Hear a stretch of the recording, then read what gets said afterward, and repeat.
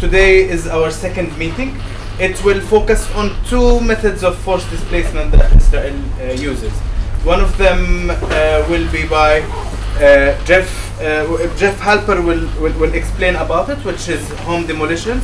Jeff Halper is the director of the Israeli Committee Against Home Demolitions, is an activist who has, probably he's known to all, at least most of you probably, an activist for several years, has been working, raising awareness, collecting information, and doing international advocacy on home demolitions. So this will be the zoning, planning, and demolishing homes as a method of displacement will be the topic that Jeff will cover. Then we will have a little break today, and I will discuss the engineering of legal status, which is things that have to do with revoking residencies, family unification issues, child registration issues, change of address issues, as a way also to control the demographic. So thank you all, and Jeff, okay, please. All right, I don't have my watch on, so let me know when it's, let me know when it's 8. Okay.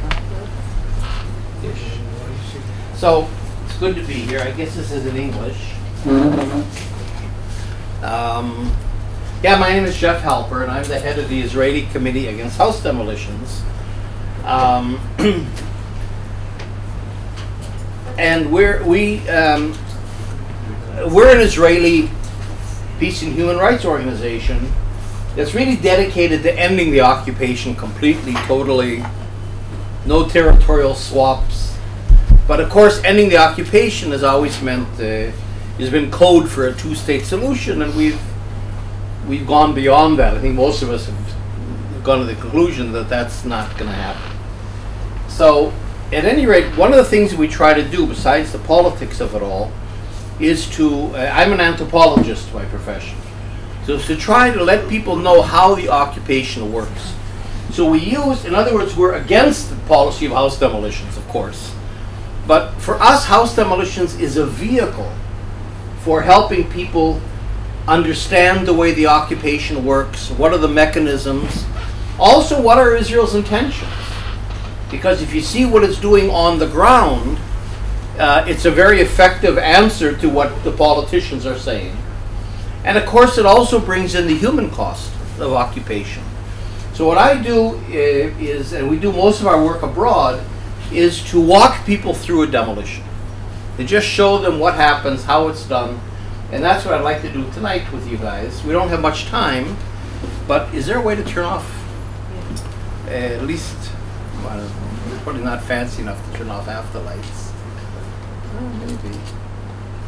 Like just, or, yeah, okay, it just makes it a little more. Okay. Yeah.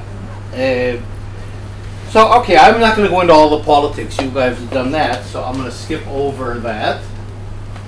But in a sense, there's three kinds of house demolitions, just like overall. Israel, according to we have all the figures and so on, according to our calculations, Israel's demolished about 48,000 Palestinian homes in the occupied territory since 1967. It's hard to really know, because Israel doesn't use the word homes. It uses the word structures, mivnim. So you don't know if it's a fence sometimes. Sometimes it's a fence. Sometimes it's a chicken coop. That's a structure. On the other hand, they can demolish 7-story buildings. We saw one of them collapse in Gaza during the last attack, that have 20 or 30 families, and that's considered a one. So kind of our approach is, they even out. The chicken coop balances the 7-story apartment building. And roughly, and we have it pretty much blocked out, we say that Israel has roughly demolished 48,000 Palestinian homes in the occupied territory since 1967. This doesn't include inside Israel, and now we're starting to move our work much more inside Israel as well. And one of the we have an exhibit actually that's called "We Never Finished 1948," which is of course something you hear all the time in Israel. And so the idea is that house demolitions and the same policies, in a way, are really no different inside Israel than they are in the occupied territory. But roughly there's three kinds of demolitions. One kind is demolitions of homes in military incursions. Like, for example, in Gaza, Israel demolished, according to the UN, about 18,000 housing units in Gaza during the last attack in July and August. They weren't targeted. In other words, and this is part of what we call our reframing of the conflict. Because the way Israel sells the conflict, of course, is that, well, everything we do is for self-defense against terrorism. So if you go out in the street, it could be here or it could be in Ann Arbor, Michigan. You go out in the street and ask people, why is Israel demolishing homes? And first of all, people don't know. But if they think about it for a second, there's only one answer they can come up with. And that's, well, these must be homes of terrorists. Otherwise, why would Israel do it? It's a good country, it's a democracy, it's white, it's our ally. In other words, that's the only explanation Israel leaves you with. And so what we say, and then we show it here, is that no, there is absolutely no security element to house demolitions. And in the military invasions and all those houses demolished, they weren't targeted homes. As a matter of fact, the thrust of the UN investigation over what happened in Gaza is going to be that, in fact, Israel used its artillery, even from sea, in a very indiscriminate way to just carpet bomb whole neighborhoods. It didn't target particular homes of terrorists. It was really a kind of collective punishment.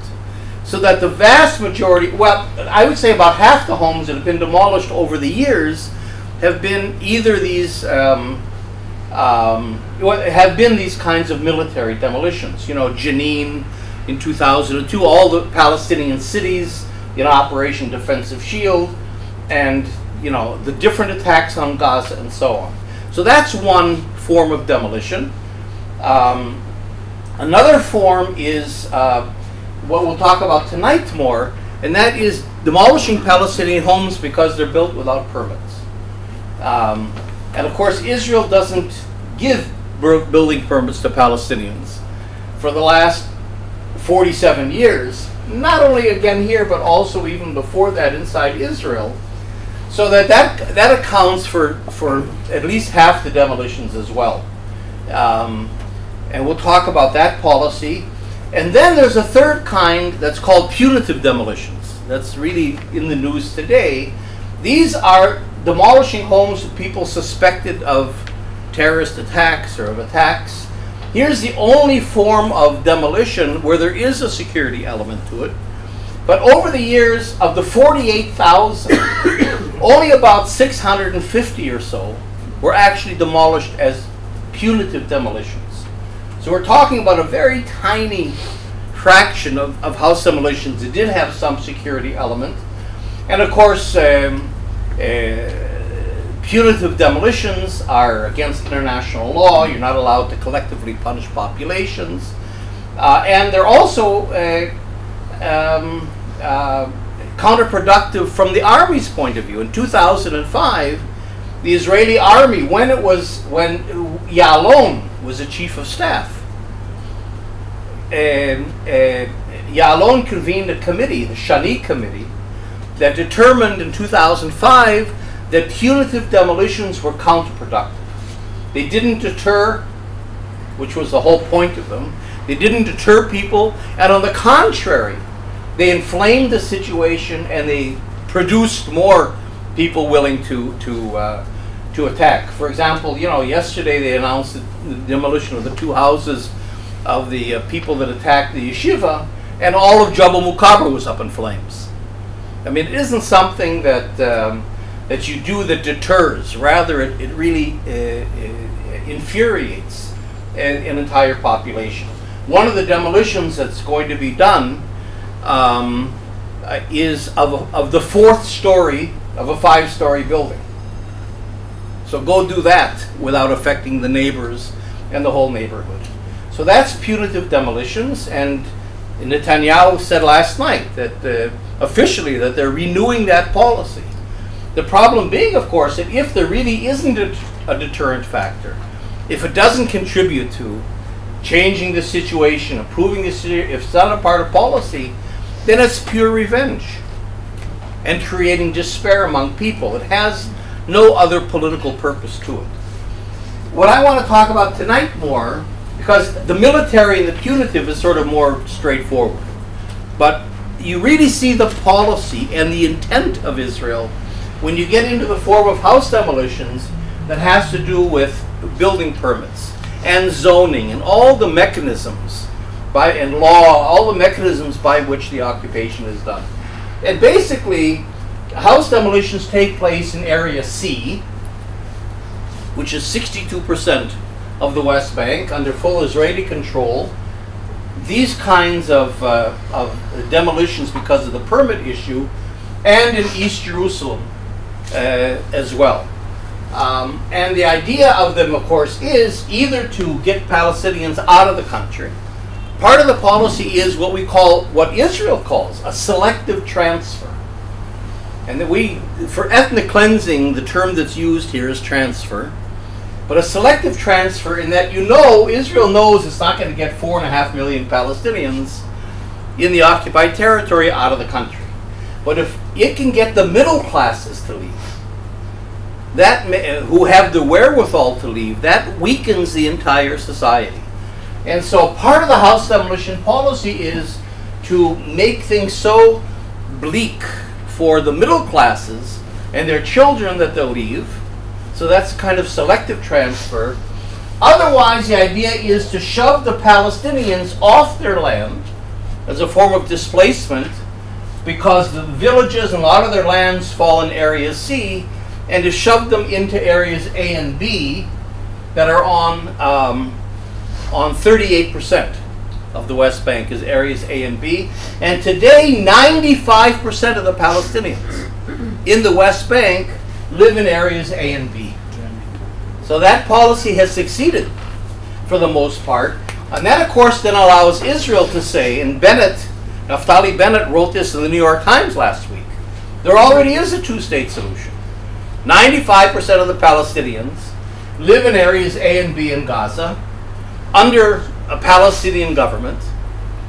So they have their own state. There is a two-state solution.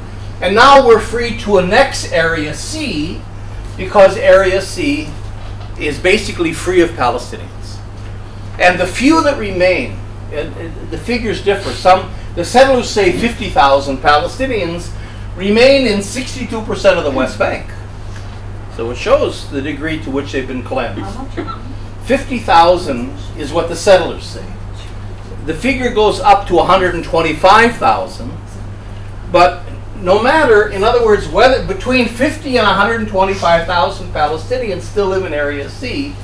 And so Israel's trick will be, it will annex Area C, that's the idea, and give the Palestinians their citizenship. Because there's so few that are left in Area C that Israel can give them citizenship without endangering the demographic balance.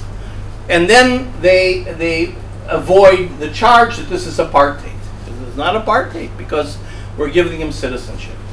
And so what's happened to the 95% in areas A and B, if you're sitting in New York and you don't know the map, it sounds reasonable. 95% of the Palestinians are living in their own territory under their own government. So it's kind of over. Can you roughly show where areas A, B, and C are?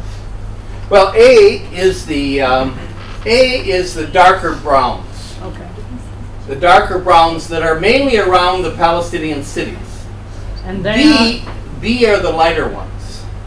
Okay. A is about 18% of the West Bank, and B is another 20%. And C is the pink? And C, well, okay, I didn't get into all that. C is the gray all around. And C is where the settlements are. All these blue dots are the settlements. This goes off off the subject for 1 second, but the key to where Israel is going is what are called settlement blocks. Gushei hitnachliyot. We don't use it, even on the left we don't use the word gushei hitnachliyot. We talk about settlements in a very general way. But that's the key. And in fact, as far as I know, this is a map that we did. This is the only map of settlement blocks that I've ever seen that are in pink. Nobody even knows how many settlement blocks there are. Some say 3, some say 5, and the term isn't used very much. But this is the key to the Israeli approach, because the American government in 2004, so 10 years ago, recognized the settlement blocks as a part of Israel. Now, what they are and where they are, nobody knows, except somewhere in the drawers. So we did this map. But in other words, when Kerry came to negotiate the two-state solution, this isn't what he was negotiating. He was negotiating because from the American point of view, well, first of all, from the Israeli point of view, we're not negotiating East Jerusalem because that's already been annexed. That's a done deal. And the Americans say these pink areas, we consider 7, we see 7 settlement blocks. These pink areas are Israel. They're not to be negotiated. So for example, when occasionally there's a settlement freeze, Israel doesn't freeze settlement building in these pink areas because they're considered Israel. You see, so when Kerry comes, or when you talk about a two-state solution today, you're talking about how much of the areas of the 62% outside the settlement blocks, or it's not even 62%, it will be Palestinian. So you're not negotiating the whole West Bank and Jerusalem. And in fact, the settlement blocks have become so permanent and so major that I'm saying we should stop using the word West Bank. Israel has made it Judea and Samaria. That's what it is. We should stop using the word East Jerusalem. There is no East Jerusalem. It's all Jerusalem with a couple little Palestinian ghettos. And we should start in our language to begin to talk in terms of one country, rather than pretending there's a West Bank and East Jerusalem that's just confuses everything. So those are the pink areas. So those are what we call the settlement blocks. Okay, but anyway, the point then of the house demolition policy is to force the Palestinians off their lands into areas A and B, if not out of the country completely. And I'll just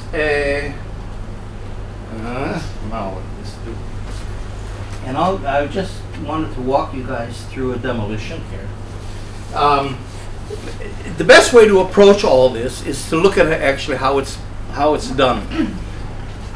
And I want to walk you through a demolition of a family whose home has been demolished 6 times in Anata, which is a Palestinian town. Part of Anata is in Jerusalem, and part of Anata is in area B, and part of Anata is in area C. This is a town of maybe 18,000 people or so. And this is happening in area C of the West Bank. Salim, his wife Arabia, and their 7 kids. Both Salim and Arabia are cousins, both of families that were forced out of Israel in 1948. Salim grew up in the old city of Jerusalem and then in the Shuafat refugee camp in Jerusalem. Arabia's side of the family went to Jordan, where she grew up, and then they were married and went to Saudi Arabia, where Salim was a construction engineer, and they lived in Saudi Arabia, made a little bit of money, and then when the Oslo peace process began, they came back because they wanted to build a home and be a part of rebuilding their country. So they bought a small plot of land near the Shuafat camp, right near where Salim had grown up, but of course they had to apply to the Israeli authorities for a building permit. And that's done by the civil administration, Minhal Azahi. So here you've got language becomes very important. In other words, Israel denies officially that it has an occupation. Israel denies that it has an occupation, and that's why it doesn't apply the Fourth Geneva Convention since 1967. And so in order to give the impression of just a normal everyday, proper administration, just like anywhere else in the country, you have a civil administration. That's run, of course, by the Ministry of Defense, and it's headed by a colonel in the army, but nevertheless it's called a civil administration. And Palestinians have to apply in order to get a building permit. So Salim applied 3 times. I won't get into the whole story, but they also play psychological mind games with the Palestinians. You apply and they say no, but they say, but you know what, you're a good guy, apply again, and we'll probably give it to you. And then you apply again and they say no. He applied 3 times for a permit. Each time it cost 5,000 American dollars. So this is, even one time is unaffordable to most Palestinians. So it sets up a catch-22. If you apply and pay $5,000 before you're even building anything, you're not going to get a permit. And then if you build without a permit, well, then you've broken the law and your house will be demolished. But if you don't apply for a permit and you build a home, then you built the home without a permit, then you'll be punished. So in other words, there's no way for Palestinians to win. It's like a lottery, because it's not 100%. If Israel didn't grant any permits at all, nobody would play the game. So it's like a lottery. Now, we have a lottery, and we all play it. I mean, my wife has a subscription to the lottery. We all play the lottery. A lot of us play the lottery, even though we know we're not going to win. But you play it. And it's the same thing. There's 4.5 million Palestinians. Or let's say this. There's 2.5 million Palestinians in the West Bank. Last year, Israel granted 18 building permits. So it's really at the level of a lottery. And you say to yourself, well, I'm a good guy. I have a lawyer. I know somebody. You know, you try to rationalize why you'd pay that money. And you don't want to get in trouble. So you're trying to play by the rules, you see, but you can't. In fact, those 18 go mainly to collaborators. So here you set up another whole problem, and that is that even if I think I could get a permit, I'm living in the right part of the West Bank, everything looks okay, I might not apply for a permit, because if I get one, my neighbors are going to suspect that I'm a collaborator. What did I do to get this permit? You see, so it becomes a very, very difficult issue even applying for the permit. They applied 3 times, and each time they were refused on a different way. But basically, look, Israel claims to be the only democracy in the Middle East. So how does it justify not allowing an entire population to build homes for the last half century? Well, it does it in a very clever way, and that's through zoning and planning. So basically what Israel's done is it's zoned almost the entire West Bank as agricultural land. It's agricultural land, you see? So when a Palestinian comes to apply, the answer is, and he can own land. You can own land. If Salim owns his land, that's not the problem. The problem is it's zoned as agricultural land, like the whole West Bank is. And in East Jerusalem, it's a similar process, except all of Palestinian East Jerusalem has been zoned as open green space, which means that you can own land, but land is reserved for future urban development. Every city does that in the world. Open green, but they usually take 1%, 2%, 3% of their urban space and reserve it for future development. Here you take 100% of East Jerusalem and you reserve it, and you know whose future urban development it's going to be. So it's the same thing. You can't build if you're a Palestinian. Well, you can't build because it's agricultural land or it's open green space. The agricultural land is area C? All the West Bank. Because this goes, I mean, I'm not getting into all the details, but in fact what Israel did was it adopted a British plan from 1942. It's called and the Supreme Court rules on this today. RJ 15 the British had a plan where they zoned it all as agricultural land because they had a very romantic idea of the Holy Land and and so they didn't want urban sprawl. They wanted the Palestinian villages to be compact and to preserve the nice biblical landscape and the agriculture of it. It wasn't meant against Palestinians. In other words, at that time, the population was a quarter of what it is today. And if the British had stayed, and if the population grew, I mean, the plans would have been changed. It wasn't meant to be against them. But now Israel inherits the plans. And part of international law is you don't impose your own legal system on an occupied territory. So Israel has a justification of saying we're simply respecting the existing law, which zones this as agricultural land. And it's a great mechanism. Israel can freeze Palestinian building in 1942. And so that's the basis. And if I'm the Israeli ambassador to the UK, we're sitting in London, I can come and say with a straight face, this does not discriminate. We're a democracy. We respect everybody's rights. This does not discriminate. So you say, well, wait a minute, but on the same agricultural land where Salim can't build, you've got 200 settlements. I mean, here's Salim's house, right here. Is Salim's house. It's right here in Anata. And here's Mali Adumim, with 50,000 Israelis living on the same land. Well, how do you explain that? If this is agricultural land, if this is agricultural land, well, it's simple. Israelis sit on the planning commissions. So to rezone from agriculture to residential takes a second if you want to do it. So it's how you use planning. It's called partisan planning. How you use planning as a tool, as a mechanism for pursuing a political agenda.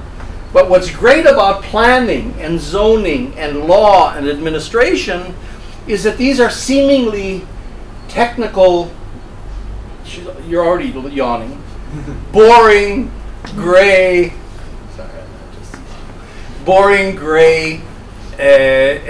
things that really effectively hide the occupation, because they create these layers of technical language and maps. I mean, and what reporter's going to go write about land use patterns and planning in the West? It's too abstract, academic, complex, boring, and all that stuff. And that's what effectively, because Israel, again, is trying to create the impression that everything's quiet, everything's normal. So the least it can use the army, and the more it can embed Palestinians in this whole web of rules and regulations and laws and procedures and tie them down, that serves its purpose much better than coming in with a club and hitting people over the head. And they're very effective because people simply don't know them. But you can also make the claim then that, well, it applies to everybody. Israel will never say we're not building homes for Palestinians. They'll say that's our zoning, and and then we change the zoning where we think it's necessary. We don't like your zoning in London. You built a highway through some poor neighborhood. You don't like our zoning. Okay, well, we'll disagree on that. And you see, and then the whole thing, and people don't know enough details to be able to argue it. So that's the way it's done. So Salim and Arabia then, like thousands of other families, you have to have a house. You have children, you have grandchildren. And so they built a home without a building permit. In East Jerusalem alone, which isn't a big part of the city, we estimate there are 20,000 demolition orders outstanding against Palestinian homes. Probably a third of the homes of Palestinian homes in East Jerusalem have demolition orders. Tens of thousands more in the West Bank. We can't get the exact figures. So they built a house, and a Palestinian does a very cold calculation. You say, look, there's so many thousands of homes to be demolished. Maybe they'll lose my case. Maybe I can live for 1, 2, 5 years in the house before they come. Maybe I'll win the lottery. Maybe they'll never come. So you build, but even if you have a home and you're living in your home, you're not living in a secure, relaxed way. I've talked to many Palestinian women that say to me, the first thing I do when I wake up in the morning is I look out the window to see if there's police, army, bulldozers, because they can come anytime, there's no warning. And they usually come at like 5:30 in the morning, or 6, or sometimes now they're coming at night as well. And if the coast is clear, I get dressed and wake up the kids and start making breakfast. So you're living in your house, but in a very, obviously a very anxious kind of a way. And in fact, they lived in the house for 5 years. One day, in July 1998, they're having lunch, and there's a knock on the door. And this is what civil servants, Israeli civil servants of the civil administration look like if you're a Palestinian. This is Rami, and this is Micha, accompanied by dozens of soldiers. And they're civilians, I mean not exactly unarmed, but they're civilians that work for the civil administration, true. But who are they? Well, they're settlers. I mean, the civil administration is in the middle of the West Bank, on the east side of Ramallah. Who's going to go there to work except settlers?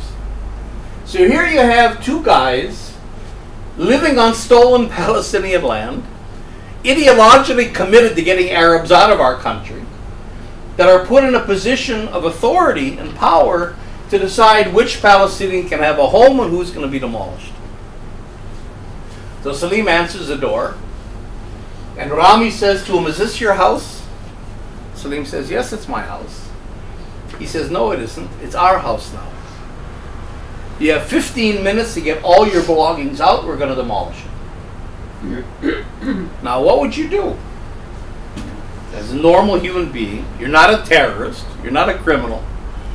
I mean, you wouldn't just say, "Okay, fine," and start, you would argue, I don't know what you would do.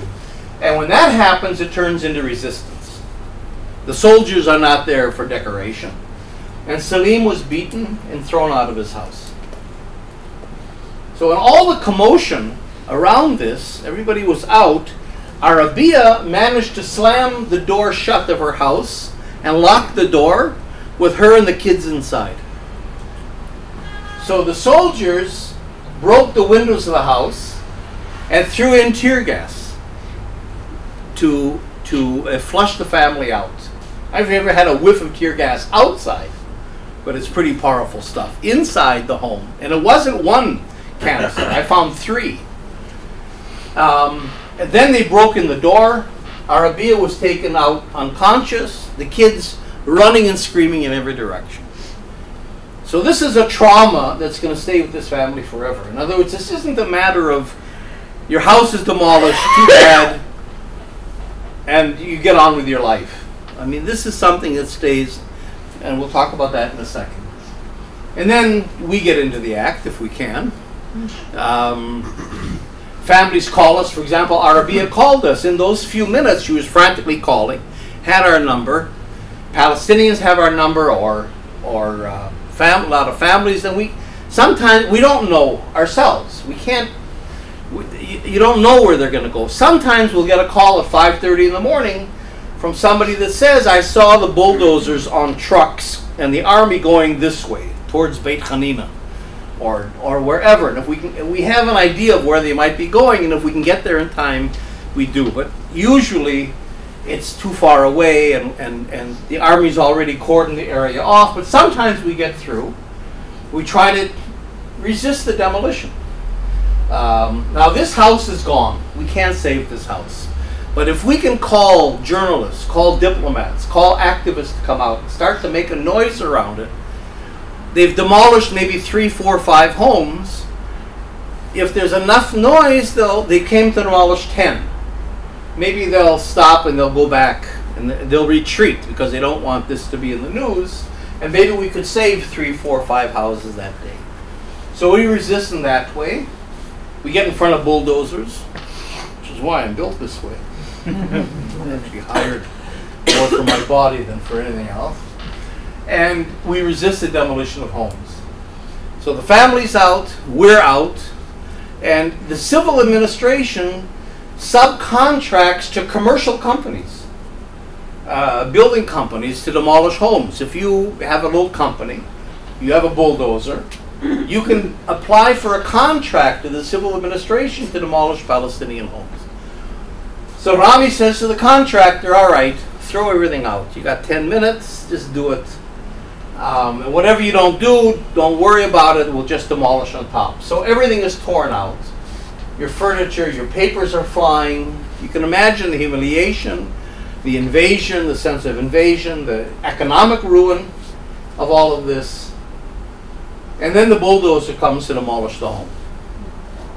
Comes through the wall, through the garden that that Salim planted. In a minute I'll show you how agricultural that land is, because this is zoned as agricultural land, and begins to demolish the home. And here there's kind of a little tragedy in the tragedy, because these things go on and on and on and on. The driver of the bulldozer is a Palestinian. You know, he just happens to be a guy that works for this company. And one day he'll come, and the owner says, you're going to build a road. The next day he said, I have a contract, you're going to demolish homes. And he was a friend of Salim's. He knew Salim. He himself, this driver, comes from a village in 1948 that was demolished. So you can imagine all the things going on in that little drama. And Salim is lying on the ground watching his home be demolished. And when I'm abroad, you know, we use this, like I said, for reframing. In other words, if he was a terrorist, he wouldn't be lying on the ground. He'd be in jail. So everything I'm telling you now has nothing whatsoever to do with security. It's not defined as security. Salim's not a terrorist. He's not a criminal. He's never been charged with anything. He's not in jail. So something's going on here that we're not being told. It isn't security, because the only reason Israel leaves you with is, well, this has to have something to do with security. No. And if it doesn't, it means then what our claim is that the occupation is proactive. It's a proactive claim to the entire country. It has nothing to do with terrorism or self-defense or security or anything like that. And so it's a very powerful vehicle for us to reframe the conflict and give people a whole other way of understanding what's going on. And the home is gone. This is Muhammad Dandis, his neighbor, who lives here, and his home was demolished about a year later. So we decided we're going to rebuild the home. That's become our main way of resisting the occupation. It's expensive. I mean, if I was smarter, I would have done, Rabbis for Human Rights did something smarter. They plant olive trees. So for $100, you can buy 10,000 little olive plants and you're in business. For us, every house is $20,000, $30,000. So we can't build a lot. We've built 187 homes over the last 13, 14 years as political acts of resistance. This is not humanitarian, and the Palestinians would never work with us if this was like good Israelis helping these poor Palestinian victims. That's not the way it's framed. It's political. We don't come into any contact with the Israeli authorities. We do it in the light of day, Israelis and Palestinians and internationals together, and we rebuild homes that have been demolished. Here's the tent that the Red Crescent Society gave the family. We only work through Palestinian organizations, whether it's the Land Defense Committee or partner organizations of ours or local councils. We work through neighborhood groups and so on. And the Palestinians decide what family we're going to build for. We don't decide that. Here you begin to get a glimpse of the agricultural end. So wait, this is actually a Palestinian organization? We work with Palestinian organizations. We're an Israeli organization, but we can't go into the West Bank and decide what Palestinian family we're going to build for. So we work through the Palestinian groups and through local councils.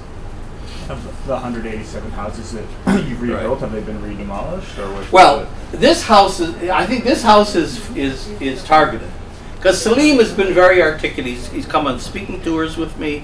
He's been on television. He meets diplomats all the time.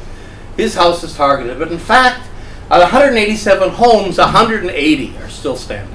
I mean, knock on wood, if there's wood anywhere, because they can be demolished tomorrow morning. You know, demolition orders are forever. But so far, the vast majority of houses. Where are they, Jeff? Are they in the area? They're half living there. I mean, they spent weekends there, and they had family events there. They tried to find the balance between not being there so much that they could lose their residency, but nevertheless, they wanted to be there. So they had furniture, and we had stuff in the house. And we do things. We use it also as a base for our summer work camp. We have a 2-week work camp every summer for building. And we use that as a base. But they weren't living there officially. And so 2013, January, the Army came. Now they're starting to come in the middle of the night rather than early in the morning. This is kind of a new pattern. And the home was demolished for the 5th time. So we decided to rebuild, and the same story. Furniture was all thrown out, Arabia, with all the furnishings. So we decided to rebuild. We rebuilt it in July 2013, and then in November, so it was demolished twice in the same year. Last November, a year ago, the Army came and demolished it for the 6th time. Demolished the house. So we decided that on the one hand, we didn't want to abandon the family and say, okay, you win, and just leave them. But it really didn't make sense to pour another $30,000 into a home that we knew was going to be demolished. So what we decided last summer, when we were rebuilding other homes, and that same night, by the way, they demolished 8 homes of the Bedouin, the Jahalin Bedouin that live on top of the hill there. We decided we're going to turn the house into like a memorial, or a place for displacement, demolition. And so what we did is we cleaned out all the dirt, all the rubble, the demolition. We cleaned it out, and we began to expose all the concrete surfaces. It became a kind of a sculpture made by the Israeli army. You see, and then we took the same pictures I showed you now. We put them on, we pasted them in a way that they'll last onto the concrete surfaces. So that today you can walk through, and we take diplomats there, we take journalists, we take a lot of groups come to the house, and Salim and Arabia meet them and so on. So you can walk today through the rubble of the house and get the whole story of the home, and then have a talk with Salim and Arabia. So it's still used as that kind of a center. So that's Are citizens or permanent? They're permanent residents of Jerusalem. So as long as they live in Jerusalem, they keep their residency. The minute they move, so like thousands of Palestinians, you have a choice. You can have a home, but no job, and no access to the Israeli economy and so on, or you can have a job but no home. Because Area C is integrally related to Palestinian life. Now he's in Kufr Aqab? So now he lives in Kufr Aqab. Renting. Right. And we help with the rent. We don't have so much money, obviously. But we feel responsible for the families we've worked with. And so for Salim and Arabia, we try to help them with the So, questions? What time is it? I don't know if it's a question, but comment. I'm sure that the settlements, the big ones, the cities, were probably built by Palestinians. They're built by Palestinians? Yeah, I mean that's the same way as that guy. That's right. Salim was was tearing down the house. That's right. That's the dilemma you have if you're a Palestinian. If you want to have a job and you don't have access to Israel, one of the few things you can do is build the wall, build settlements. They've built the settlements. That's right. The irony of it all. You mentioned the Red Crescent tent that was put up next to Salim's home. I was wondering what kinds of care and support, if any, exist for families immediately after their homes are demolished. There isn't much. I mean, the Red Crescent, it depends now. They're starting to give less tents than they used to. For example, in the Jordan Valley, they almost don't give tents to Palestinians that have been demolished anymore. But they give a tent, and they give some basic things. They give a little stove, and they give a sack or two of rice. But otherwise, that's about it. You know, what Israel claims is that, of course, the families are compensated by the Palestinian Authority, and so all this is a show because, in fact, they make money. You know, because Salim and Arabia will get money from the Palestinian Authority, which is completely not true. I mean, Salim wishes he would get some money from the Palestinian Authority, but it's just a minimal kind of support like that, a first aid kind of a thing from the Red Crescent, and that's it. And then you're on your own. And there's no compensation. No. On the contrary. Sometimes in East Jerusalem, you often have to pay for your own demolition. Because, well, first of all, you have to pay because the Israeli government says, "Hey, why should we? You're the offender. You know, you built illegally. Why should our tax dollars go into paying to demolish your home?" It's like getting your car towed. Something like that. Yeah. So you know, it depends on how big the building is, but it can cost you $1,500, $2,000. Huh? And a fine also. No, and then there's also a fine. Now the fine is disconnected. In other words, you can get a fine, and it's not a little fine. This is a fine of $15,000 to $20,000. I mean, it's a you know, not like a traffic fine, not like a toll. You can get a fine if you built illegally, and your house can either be demolished. You can get a fine and be demolished. There's no connection. You get a fine and not be demolished, or you can be demolished and not get a fine. It's all completely arbitrary. And so, you know, you have Palestinians that get thick coupon books. As the court decides, you're going to pay 100 shekels a month, 200, whatever it is, which is a lot. If you're poor and you have 7 kids, you get a coupon book. So I was in Beit Hanina a couple of years ago at a demolition, and the guy whose home it is comes up to me with his coupon book. He says, "I paid half. Should I keep paying? Should I stop?" And then he kind of laughed in the middle of the demolition and said, "What are they going to do to me if I stop paying? Demolish my house?" So, you know, some Palestinians think that if they pay the fine that their house is protected, and that's not the case. I have a question. How does Israel justify, I mean, you said that Israel says that the Palestinian Authority should compensate. On what logic? No, not that it should, that it does. That it does. That it does. In other words, that they're getting money through Hamas, through Qatar, through the Palestinian Authority. It means that they have the responsibility for the illegal building, right? If that was the case, it's as if they're playing a game. They're, you know, and that they're building. In other words, what Israel says is they're building provocatively. They're building it not that they need a home.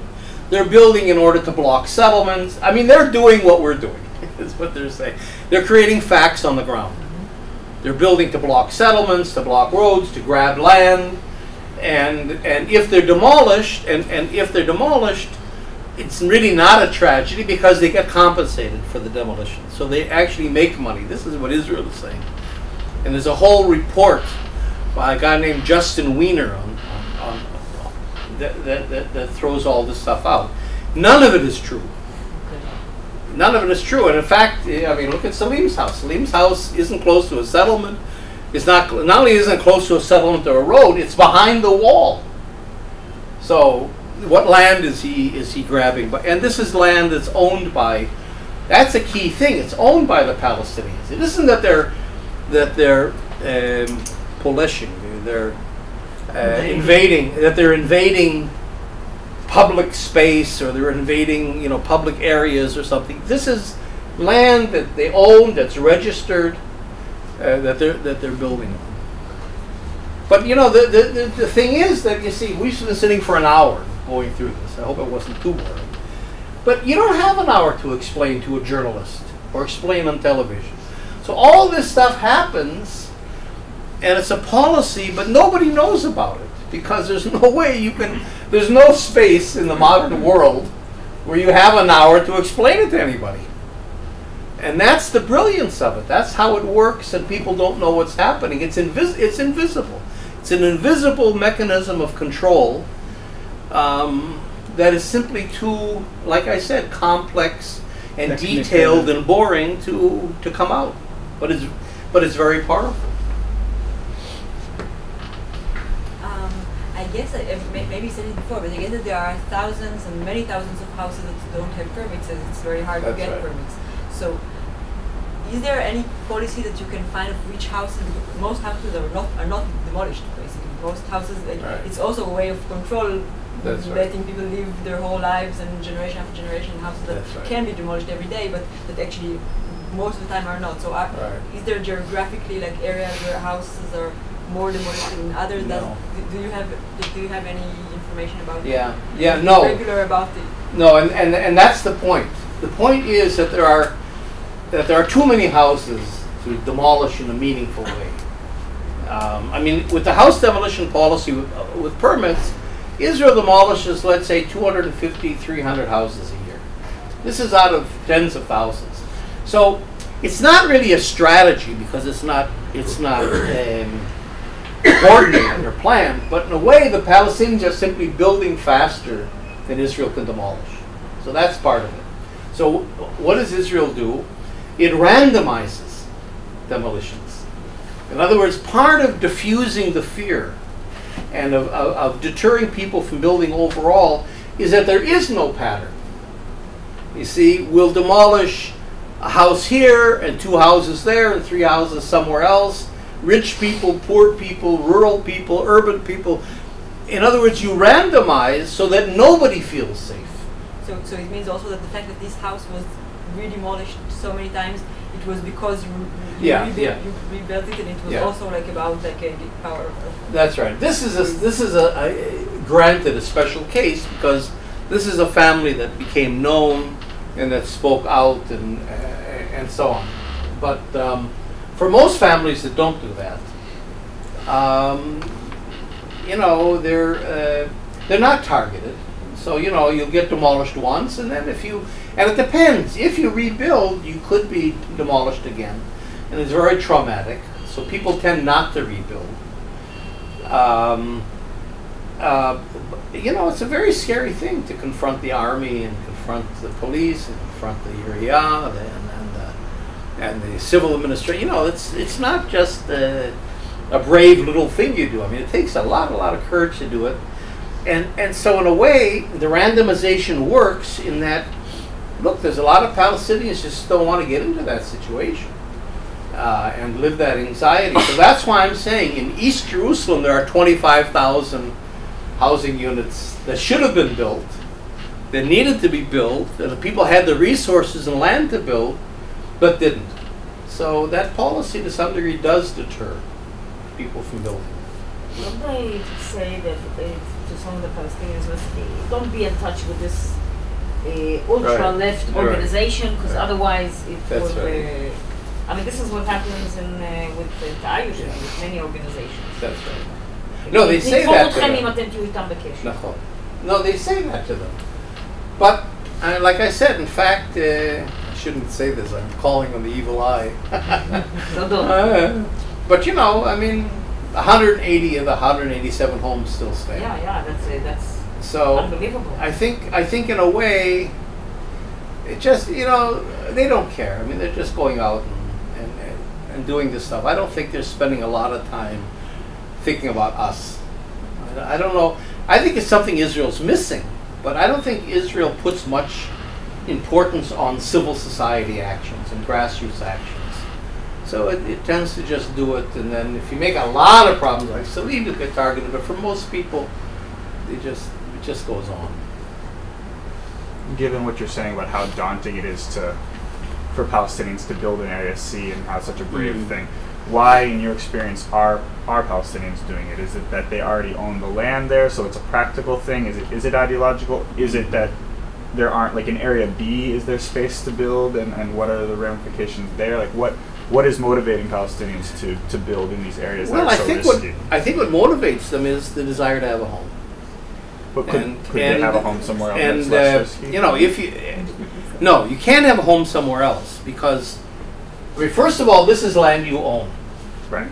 So, go out and buy new land is difficult. So already owning it is. And if you're pushed into Area A and B, it's a crowded little space. The land values are tremendously high. Even if there is a little land for sale, you could never afford it there. So this is the only place you have is on this land to build. And again, like I'm saying, the shikul, the consideration is, you know, I mean, maybe I'll be one of the lucky ones, and they won't come. So you build, you want a house, and you know, some people are willing to risk it. They just don't have any choice. They have families, and they've got, you know, they have those kinds of constraints. So I think that's the reason why they build. And then there's a few. Most of them aren't political, and in fact, Salim now works for us. In other words, Salim is now our field person, because if I go to a Palestinian family who's just been demolished, first of all, they're traumatized and they don't really know what they want, and it could be all misunderstandings. I mean, if I say we'll rebuild your home, well, here's an Israeli, so if I rebuild with him, maybe my home is okay. I mean, why would an Israeli build a home, you know, and it would be demolished, and I've got money, and now, you know, that helps, and you know, and they think if they build with us that actually the home is safe and it's okay, and so Salim is the one that comes in contact with the families, and again with local organizations and the local community and so on, and he really explains to the family that, look, you know, this is political. First of all, it's not humanitarian. The house can be demolished again. You can go through all the trauma again. Think about it. Let us know. You know, I'm originally from Minnesota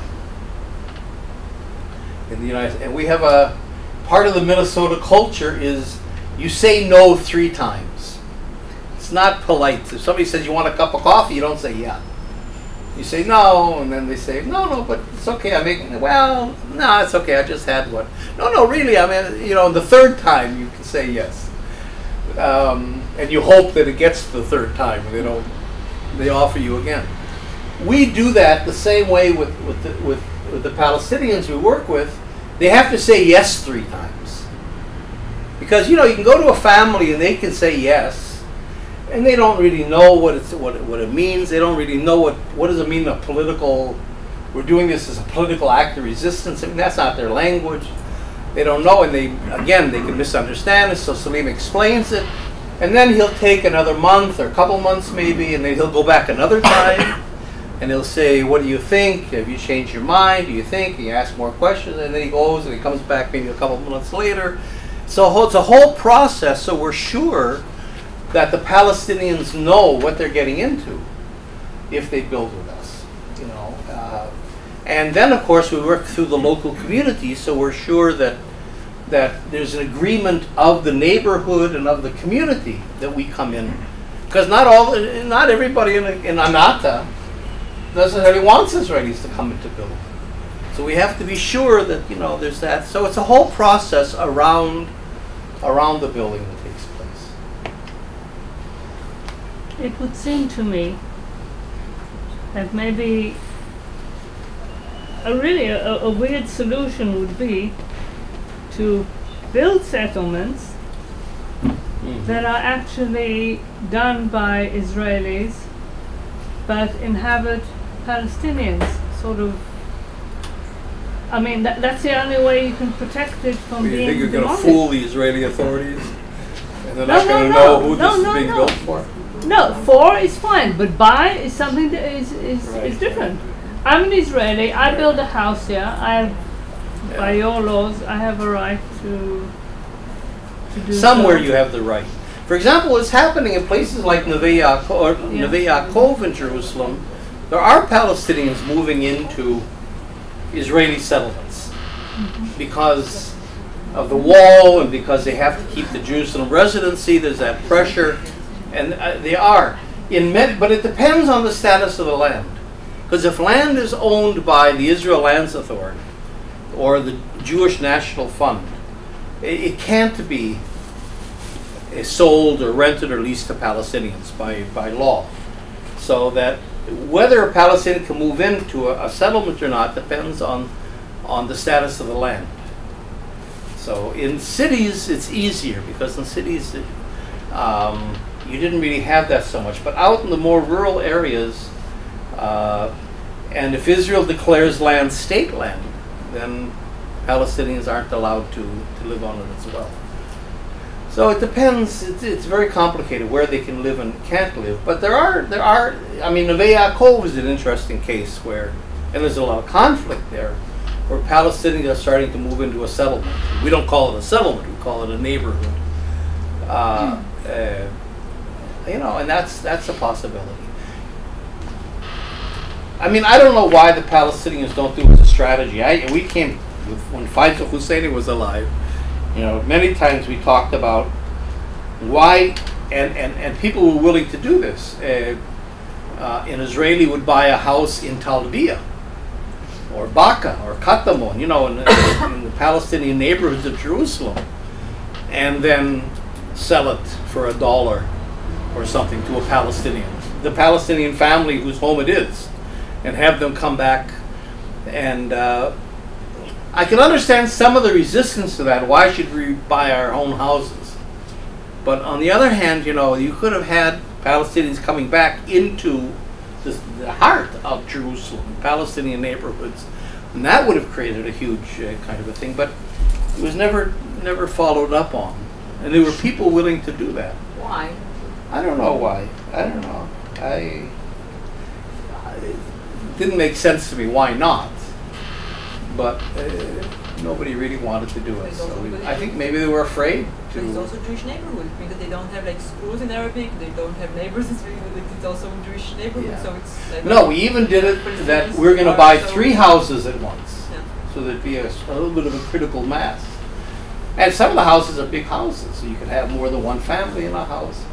Leah Tzemel was going to do that with us, but it was never picked up as a strategy.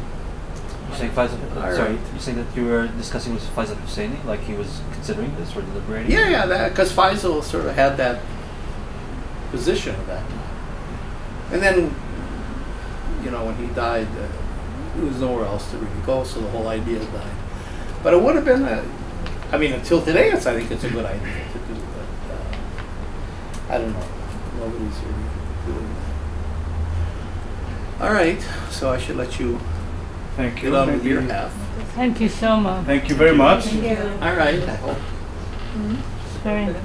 I served my purpose. You, of course. I really appreciate your presentation. We all learned a lot from you today. All right.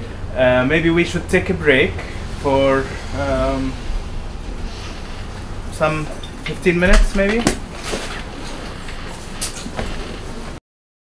In a way of a game, or to do a lecture type thing presentation, but I feel that I want to pass also a lot of information. So I will do just maybe take the glimpses of the game. So I would like everybody please to close your eyes now, just for 1 minute, and then just imagine for a moment, from now until the rest of this lecture, that you are Palestinian. Now some of you are actually Palestinian, so we don't need that imagination. But for the rest of you, I would like you to please imagine that you are Palestinian, and then open your eyes again. So now you are in that status, feeling you are Palestinian. You all have the same identity in some way or another. Obviously each one has his own or her own identity, like everyone else, but you all have the same, let's say, national identity generally. and I'm going to do some occupation stuff with you today. So I apologize from now for what for that, but it's just to get you to imagine what the things I might be referring to. My contribution now, what I'm going to talk about from now until the end of this day, is what I call status engineering in the occupied Palestinian territory. So I'm going to talk about West Bank and Gaza, and I'm going to talk about ID cards. There will be 7 elements of this lecture, so there are lots of details. I will try to go as quickly as possible through them. But first of all, I want to get back to a little bit of historical perspective again. I'm talking only now about things that happened after 1967. We all know that in 1967, Israel occupied these 2 territories, the West Bank and Gaza Strip, including East Jerusalem. The West Bank at that time included East Jerusalem. Something special happened in East Jerusalem.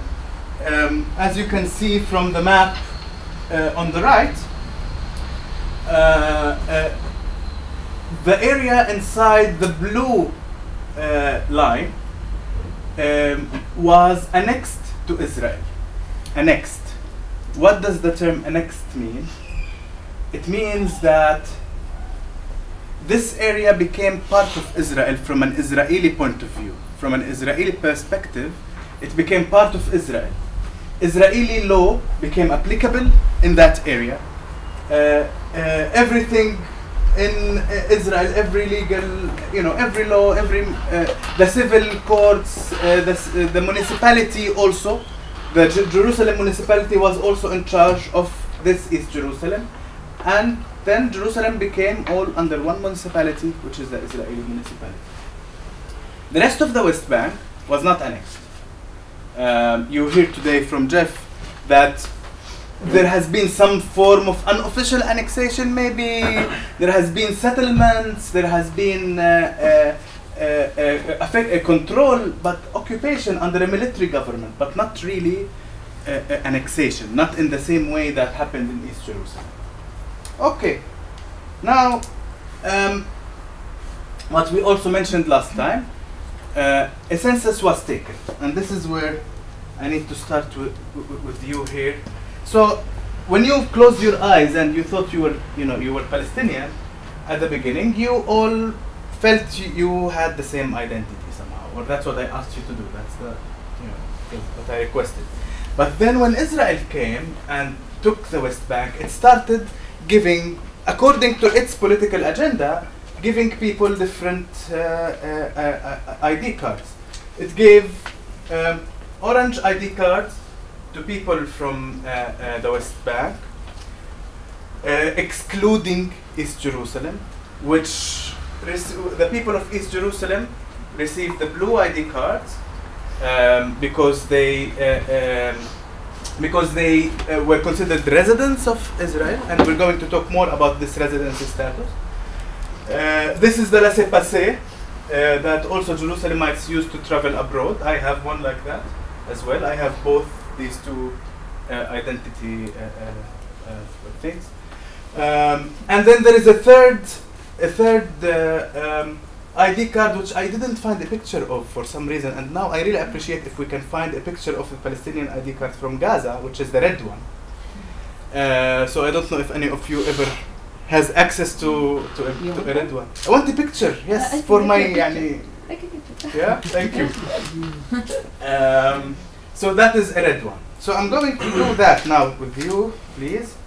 Let's say, we will say you guys here are Gaza Strip. So you are Gaza here. In Sinai had something else. Sorry? In Sinai they had a completely different thing. In Sinai it's different, yes. No, they had such a small card like a yes. But now I'm focusing on the Palestinian. People here, you're getting until, let's say, until here, till this line. So again, I am going to draw the lines. I decide what you are, not, you know, I decide who gets what, okay? Because that's how the occupation did. So, no, she gets a blue one. Okay. It's not fair, it's not fair. So please, can you distribute from you and just behind until this line? And here there is an imaginary line. And here I'm going to give you the orange ones. Yeah. No, that's the way it was. And suddenly we found ourselves that we have different statuses. The orange starts from here until here only. You guys are abroad. You are in Jordan and in Saudi Arabia. You don't get anything. You don't get any card. You are foreigners. Although you are Palestinians from the way I told you before. You are Palestinians. But because you are abroad when this with my rule started, you don't get anything. So you are excluded from residency. You don't have right to come and live here anymore. Go find yourself. And we talked about this last time, actually, about those who were abroad. Today I'm going to talk more about those who actually were inside. Those who managed to stay, who were not displaced during the war, but who managed actually to stay. Does everybody have an ID card from people who are... You have more extra? No, that's not allowed.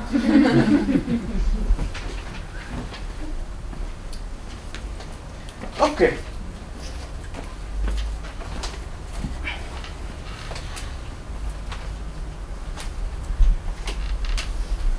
So, I will start first with the West Bank and Gaza ID cards. Later I will talk about also the Jerusalem ID cards and different things that happened.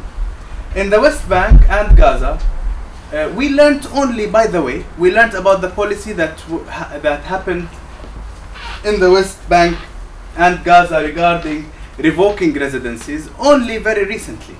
Only in 2011 we managed to know that this title that I have here, seized residency.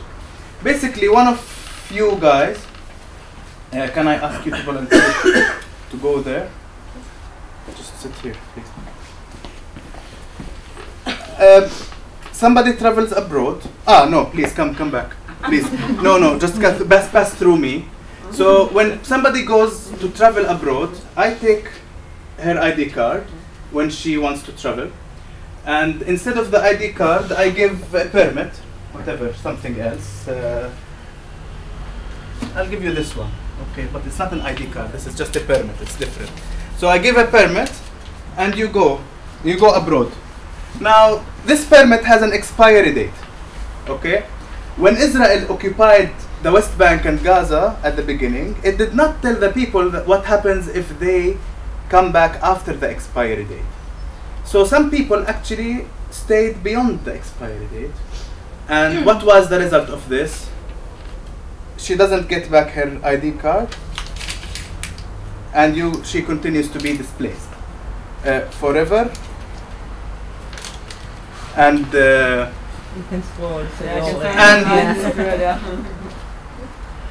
and the thing is that it was a secret procedure. It wasn't a written law. People didn't know. If you imagine it, an occupation came to you and you managed to get a residency status. Well, you got a residency status according to what the occupation defined. You would believe that this residency status is not revocable. It's just an occupation coming to regulate things in its own way, not to create new rights and obligations. And this is the way international law should be, and this is something we're going to talk about in the future, in the next session actually, about international law. But what happened is that here there is a woman who said, she was interviewed by Human Rights Watch in a report, and she said, it turned out I was supposed to come back and renew my exit permit within 6 months. I missed the appointment and they cancelled me. That means they revoked my residency. But I did not know about the requirement. There was nothing I could do about it. Every time I came back to Gaza, after that I had to give to get a visitor's permit beforehand. sorry, so just to understand, that means that even the date itself, like there was no communication about the fact that there was a return date? No, it was written The date was on the permit. But and by the way, we still, when we leave Jerusalemites, until today when we leave, we get a permit also. But now we know about it. We know what it means. But at that time, at the beginning, they didn't know what it meant, and they left. Some people had their jobs abroad. You know, sometimes you stay for a few years. At the beginning, for example, in this case, it was 6 months only. Later on, it got to 7 years. The permit got to 7 years. The result of this policy was the displacement and the revocation of the residency of 140,000 people in the West Bank and 108,000 people from Gaza Strip. So it's a total of 250,000 people who went through your experience. I was just a little confused because I thought only people in East Jerusalem had residency status. Now I'm talking only about the residency of the West Bank. The East Jerusalem is something I will talk about later. Different residency. Okay. So it's 3 different residencies. Okay. There is a West Bank residency, a Jerusalem residency, and the Gaza Strip residency. This is the Gaza. You are the Gaza residency, but they more or less are similar, by the way, in the way Israel dealt with them. And it's weird, by the way, if you think about it, when the United States went and occupied Iraq, they didn't issue new ID cards. They didn't issue new passports. They didn't put new rules on who can live in Iraq. Iraqi citizens continue to be Iraqi citizens, whether they were abroad when the United States occupied or not. Now, I'm not advertising for how good the American occupation of Iraq was, but I'm saying when occupation happens, the occupying power does not have the right to redefine everything. But here, the reason I asked you to close your eyes for a moment and think of being Palestinians, and then I came and made that intervention, is to show you that you were one thing, and then I, as an occupier, decided to do something totally different. From my unilateral decision, I changed your statuses and their statuses and the statuses. Yes? So people who have seized residency have no residency or citizenship at all? Many of them don't, yes. Actually, most of them don't. Now, the people in Jordan, the people in the West Bank, including East Jerusalem, had Jordanian citizenship because Jordan had annexed East Jerusalem. But when Jordan annexed East Jerusalem and the West Bank, East Jerusalem and the West Bank after the 1948 war, basically, it actually gave citizenship to everybody in the West Bank, including Jerusalem. So everybody was a citizen at the moment of Jordan, but residing in the West Bank of the river, not on the East Bank of the river. But basically their residence was in the West Bank. Yes? Did this happen immediately after the 1967 war? When did it start giving out these ID cards? Immediately. It took a census very early, September. I know that it was in September in Gaza. I'm not sure about the date in the West Bank that it happened, maybe August, I think, if I remember well. And then it started giving the ID cards, and then it also made a legal requirement from everybody to carry their ID cards with them. You have to carry the ID card everywhere you go. But basically, even if they couldn't come back, they had Jordanian citizenship. In the West Bank? Yeah. Yes. That means it wasn't that they couldn't, the residency was sort of cancelled, but they had Jordanian citizenship. Yes. Which was actually to the liking of the Israelis at the time of the occupation, because they were like, okay, they're not stateless. They went back to their country. But it's not their country. At the end of the day, they are from the West Bank. If you are from Hebron or from Jerusalem or from Ramallah you are from there. You're not from Amman, and you're not from Karak, and you're not from Ajlon. You shouldn't be displaced whether within your country or within any other country. By the same token, didn't Gazans have Egyptian citizenship? No, Gaza didn't get Egyptian citizenship. When Egypt took administration of Gaza in 48, they never annexed Gaza. Actually, the legal entity that existed in Gaza in 1948 was called the All Palestine Government. So Gaza was the Palestinian state, which was announced in July 1948, which most people actually don't know. Most people forgot this announcement of statehood. Everybody thinks that the only statehood announcement was in 1988 when Chairman Arafat of the PLO announced a Palestinian state from Algeria. But there was an earlier announcement in 1948. But the thing about that announcement is that it was called the All Palestine Government, and it claimed all of Palestine. The administration of this government was in Gaza Strip.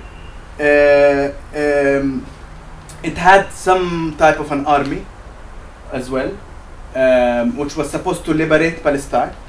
And Palestine in that sense meant all of Palestine from that government's point of view. This was supported by Egypt. This government was supported by Egypt and by the Arab League, except Jordan, which did not support this government and wanted, effectively annexed the West Bank. So this government lived until I think 1962, and then vanished. And then we had the PLO later. So the PLO only was born after, a while when the All Palestine government had died, actually. So it's actually, and the history of the All Palestine. Perry was the head of this. Of the PLO. No, All Palestine government. The president, supposedly, who didn't really have authority in it, was Al-Hajj Amin al-Husseini, the Mufti. But then the actual leader of it was someone who was selected very carefully. His name was Ahmed Hilmi Abdel Baqi. He was from Tulkarem, and he was the prime minister, but he was the actual leader of it. He was selected very carefully because he had a good relationship with Jordan and also a good relationship with other leaders. He was quite diplomatic. He was a banker as well, so he knows finance and he knows. So he was very, very carefully selected. And the government had lots of Husseinis and one Nusayba actually as well. The way, yes, and but it didn't survive very much. It didn't have enough power and it died. But I feel always that its history is always forgotten. I didn't see even lots of literature. There is, I know that Avish Laim wrote about it. And then there is a Palestinian, well, an Arab, I think it's a Palestinian author called Khalid al-Azhar, who also wrote a book about it. Quite interesting history, but quite hidden as well. Okay. But yes, there was no Egyptian citizenship. So the Gaza people actually had a Palestinian citizenship, for that matter. Not an Egyptian citizenship. And that's why until today, the Gaza people are the ones who probably have a Palestinian citizenship, if you wish. Other than that, but then everything was mixed up. It's very difficult now to define whether that citizenship continued or disappeared. Actually, I think it eventually ended up disappearing. But let's go to the other elements of this. Of the 7 elements that we're going to talk about. So we only talked about one of them now. The second one is West Bank family unification. In the same way that Israel revoked some residencies, it also created one little window in order to allow some people to maybe return. But Israel hates no word more than return. It hates, really. I noticed this. You will not find the word return, not in any law, not in the peace agreement with the Palestinian Authority. The word return really is. So they opened a little window to allow some people to return through family unification. A family member can apply to his or her family members abroad to come back or to come.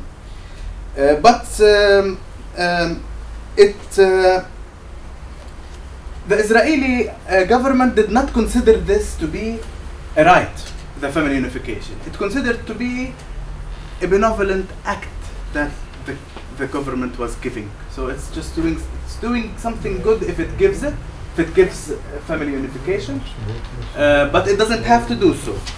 And in practice, Israel ended up giving First, not allowing people between 16 years and 60 years old males. You're not allowed to make any applications for this big category of people. And then over the years, it started making more and more and more restrictions to family unification cases.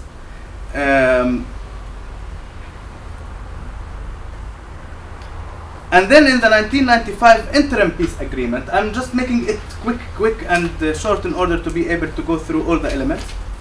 It actually agreed with the Palestinian Authority on a certain policy on family unification.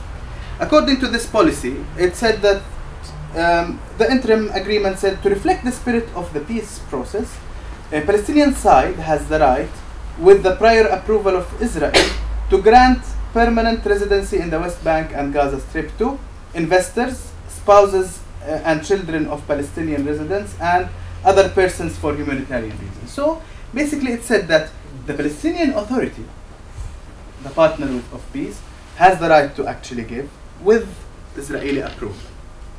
Now this was the text. Now what was the practice? The practice was that since the peace agreement was signed until today, the Palestinian Authority has been a messenger, basically, working between the people and the Israeli authorities, something in the middle.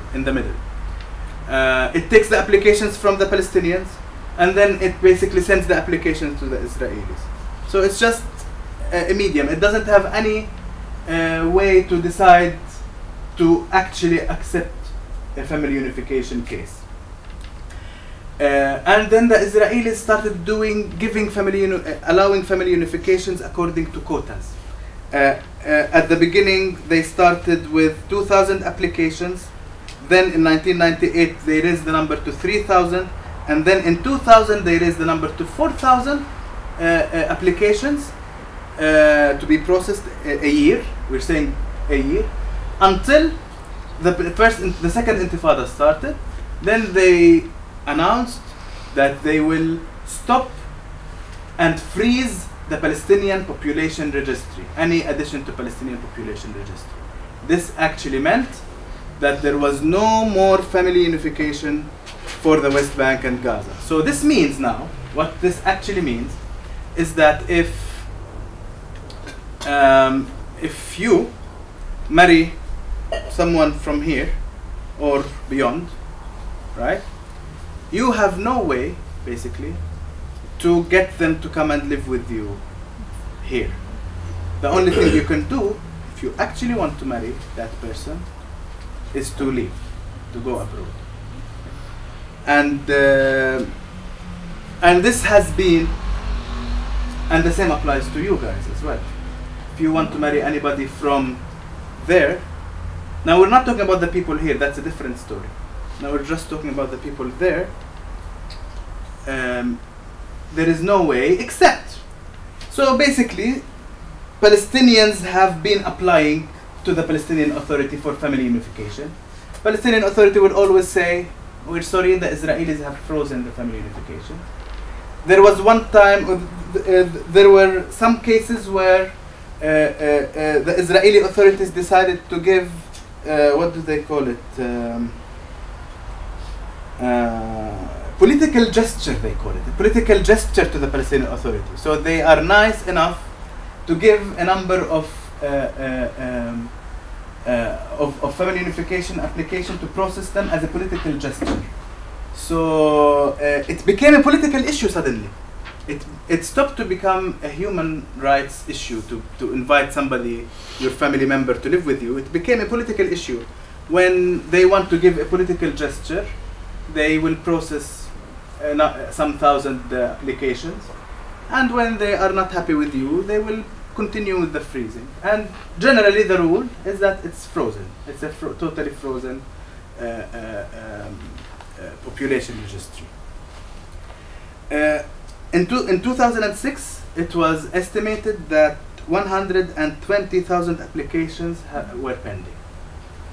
So this means that we have 120,000 people who actually, families basically, who actually made the application, other than the families who would not do the application because they know it's useless, but who actually made the applications waiting for them to be processed.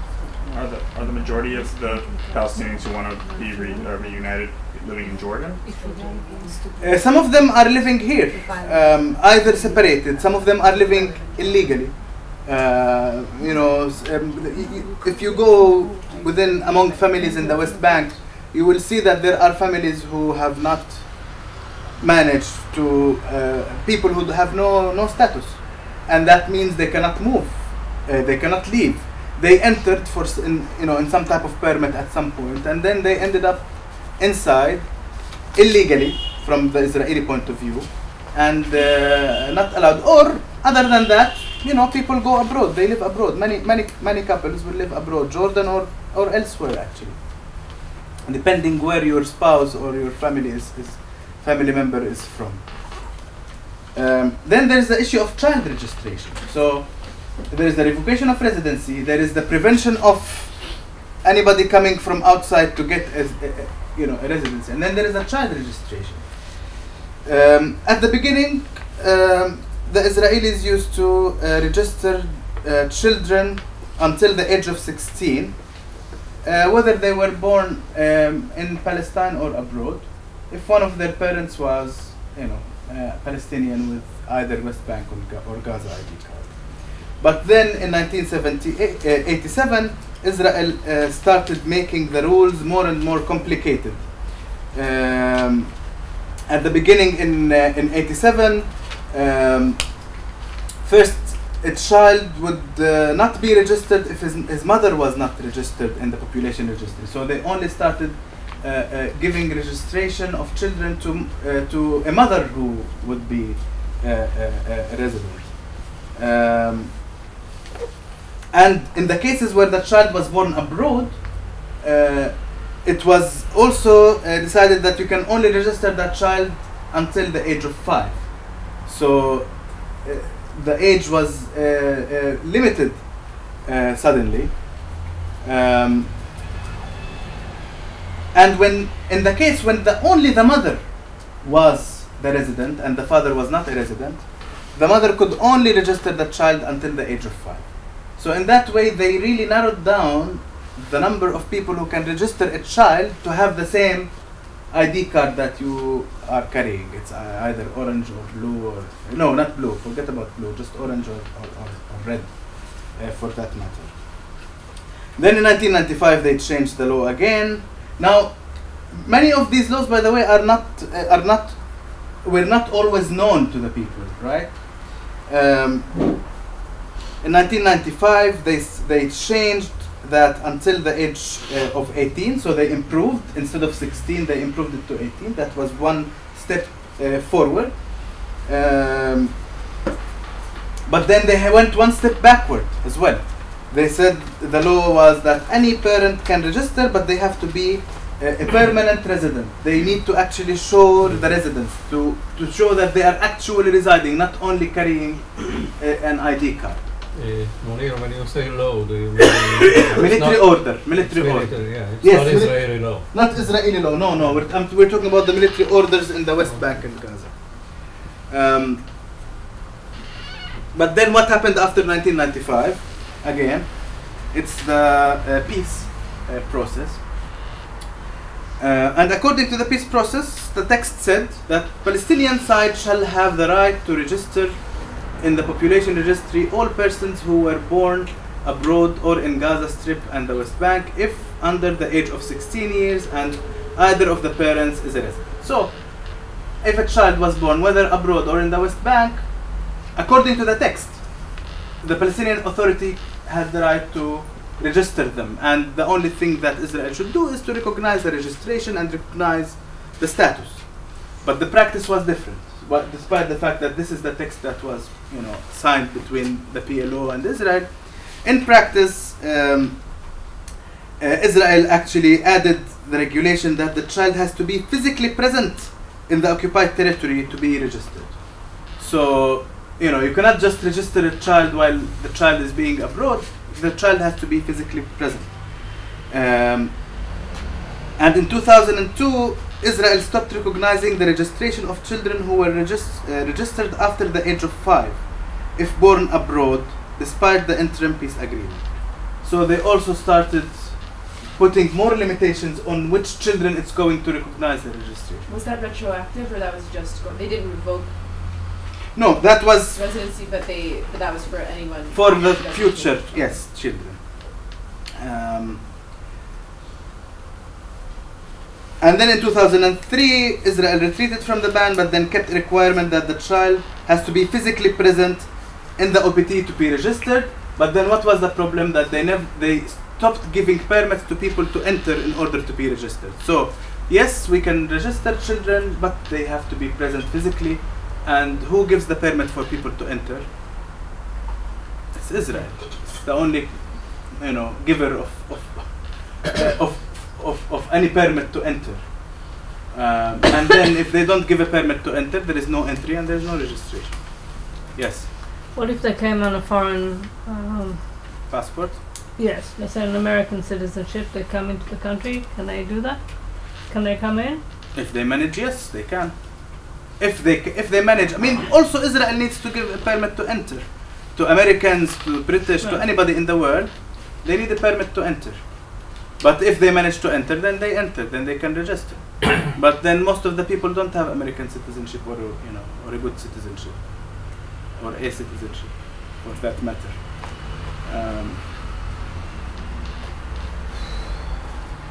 And then look at this one.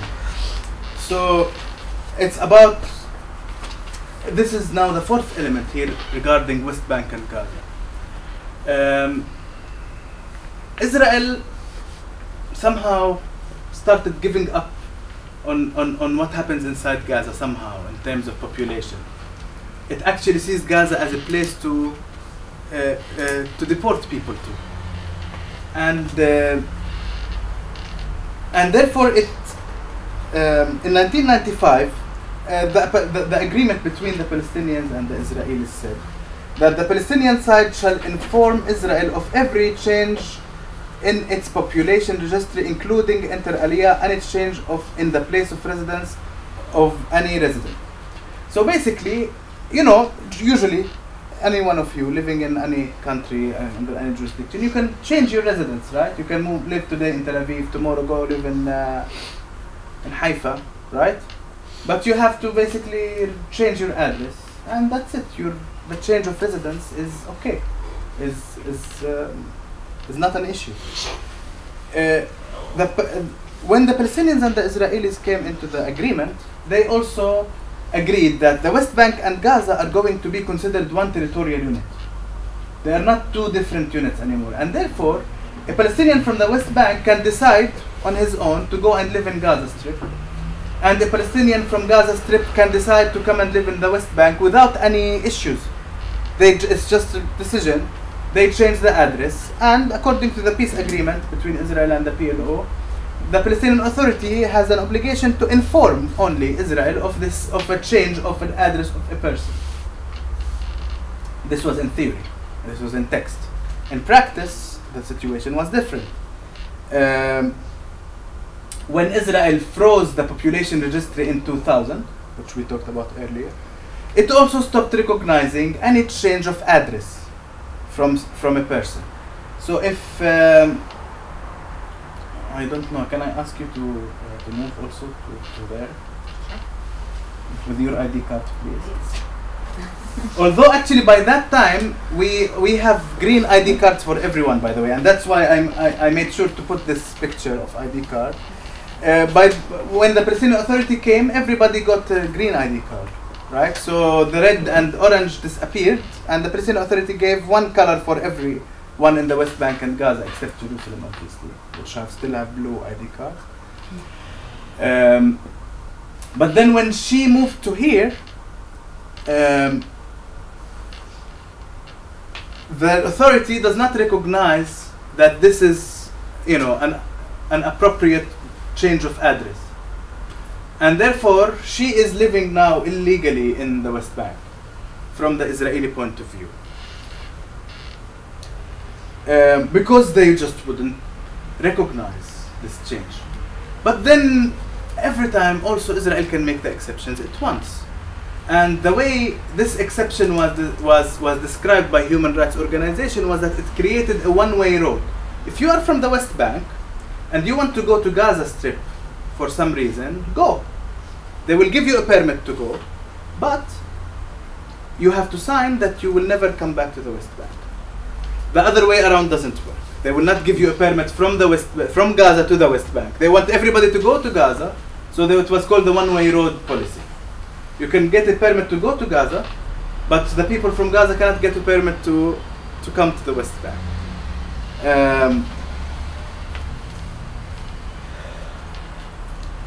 And then this policy was upgraded. You remember last time we met, we talked about the prevention of infiltration, military orders and laws, but military orders in the West Bank and Gaza, and how this was used to prevent refugees who were displaced from Gaza and the West Bank to return. You remember?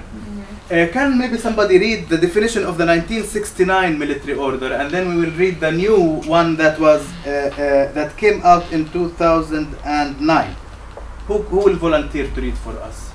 Please, yes, the first one on the left. A person who entered the area knowingly and unlawfully after having been present in the East Bank of the Jordan, Syria, Egypt, or Lebanon following the effective date. Okay, so this was basically designed in order to prevent those who were displaced, who entered Jordan, Syria, Egypt, Lebanon after the effective date, which we discussed last time. These people were prevented, if they entered without a permit, they were considered illegal infiltrators. And you should remember, infiltration is a crime. It's not only illegality, it's part of criminal law. So you are actually not only doing something illegal, but doing something that you will be punished for: imprisonment, deportation, fines, etc. It's criminal. Can someone maybe read the other one?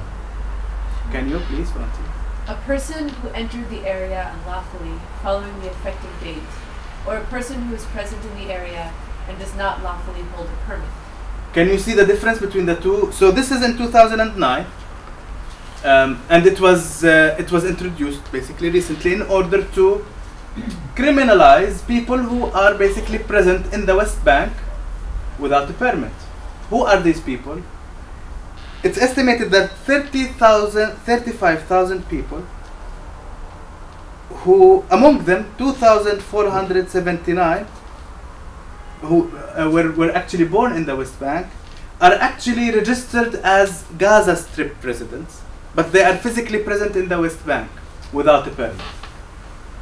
35,000 people. So 35,000 people are actually not only breaking the law from an Israeli point of view, but they are also breaking criminal law. And this obviously came to an outrage for human rights organizations. They are very worried.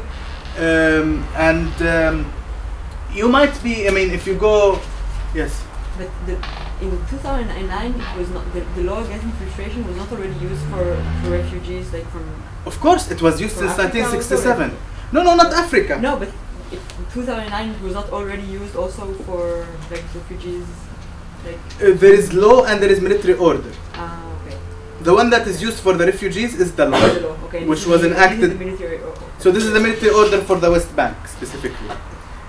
So this, they basically continued updating and upgrading the military order until 1969, and then it stayed in the same situation until 2009, when they felt, we can have a new use of the infiltration military order by criminalizing everybody who doesn't carry our permit. Now, according to the Israeli-Palestinian agreements, there is no such thing as a permit if you want to live in the West Bank. If you have a Gaza status and you want to live in the West Bank, there is no need for a permit. And in fact, when Israel for the first time asked for a permit, the human rights organizations, Gesha for example, said there is no such permit, it does not exist. Israel itself had not invented that permit yet when it started requesting it from people. And then obviously they invented the permit, and they, that's it. But so these are now generally policies that regard the West Bank and Gaza Strip. Now we turn to Jerusalem, the center of the world, the most beautiful city. Not everyone agrees. I agree. Come on. The eternal capital. I am as Jerusalemite as it can be. the maximum, the extremist Jerusalemite. So, in Jerusalem, who is Jerusalemite in this for the purposes of today? Show me your ID cards. Let me be occupation and ask for ID cards for a minute, يعني just. Okay. So there is a law called the Entry into Israel law. As I told you maybe last time, the Palestinians who lived in East Jerusalem were not granted citizenship upon occupation, they were granted residency. But the residency that they were given was different from the residency of the West Bank and Gaza. It was actually residency in Israel. They became Israeli residents. They carried these blue ID cards. I actually have one in my own pocket. So it actually looks like, it looks quite like the ones that many of you would be carrying here. It's blue, it has the same color, the same design. Actually now the development is that it shows that the residencies, these ID cards will show that whether you're a citizen or a resident. Before they didn't, but now if I renew this one, it will actually show. When did they start? Sorry? When did they start? Because I looked at like an ID like this, and I couldn't tell if he was an Israeli. No, you cannot. It's new. You can? It's more recent. Development. You can tell by the birth date. No, why? Because if you're Jewish, your birth date's in Hebrew. And if Ah. you're not, the Hebrew date doesn't appear. Ah. But is it for citizens as well? So how can you tell if that person is from Jerusalem or a citizen?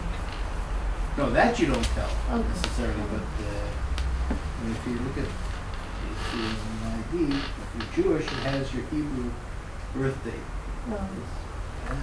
And one of the clues, there's a bunch of clues in here. Yeah, on the you don't know them all. We have to go through them at some point. On the Palestinians, I think they write the name of the grandfather or something. The four names. Yeah, we have four names always. Yes. Yeah. No, but then if the policeman sees it, he immediately knows that this is an Arab. Yes. What I'm saying is that now it is even developed further into even writing whether you're citizen or resident. But anyway, so according to the law, one of the significant things is that the Ministry of Interior can actually revoke residencies. And that's the important element that we need to understand about the difference between a citizenship and a residency. Of course, also the fact that we are residents means that we cannot vote in the parliament. We can only vote in municipality, but not in parliament. So no political rights in the state of Israel. We're subject to it, but without ability to participate.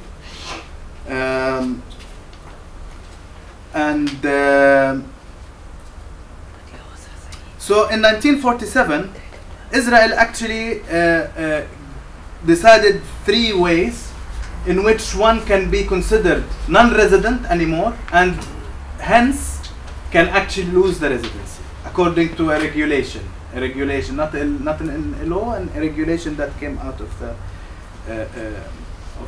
the government.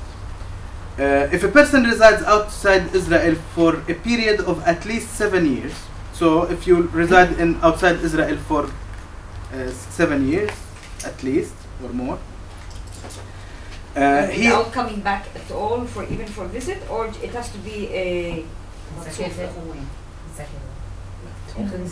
consecutive time period, or yes, that was the practice of it actually, that if you don't come back, so it was similar to the situation in the West Bank, but here it was written that if you don't come back within a period of 7 years at all, like even for a visit, you used to lose your residency. But if you came for a visit, they used to actually renew your... Start from the beginning, like the 7 years. Yes, start from the beginning. And that's what some people think that it's like that until today, actually. And we need to always remind people that it changed. But this is the way it used to be. If you live 7 years without any entry, even for a visit, you lose your status.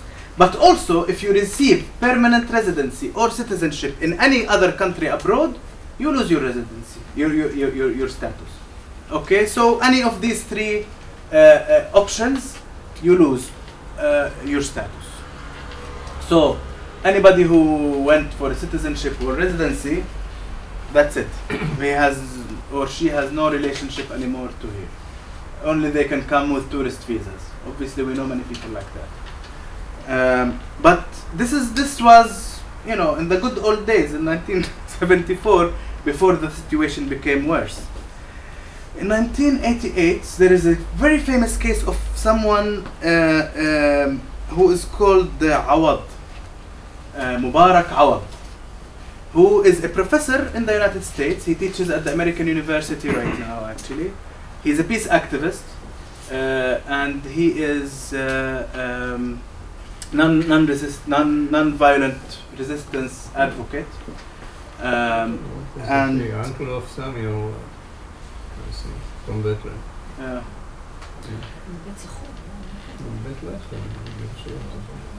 So this guy went to study in the United States. He married in the United States. He managed to get a residency status and a citizenship, and then when he finished his PhD and everything was good, he came back. But then he discovered that his residency had been revoked. He went to the court, to the Supreme Court, and he asked for returning his residency status. And he said that or his lawyers basically argued that the Jerusalemites should not be considered immigrants to Israel. It's Israel that came to them, not they came to Israel. And therefore, if Israel does not want to give them a citizenship, it should give them some sort of a protected residency that cannot be revoked.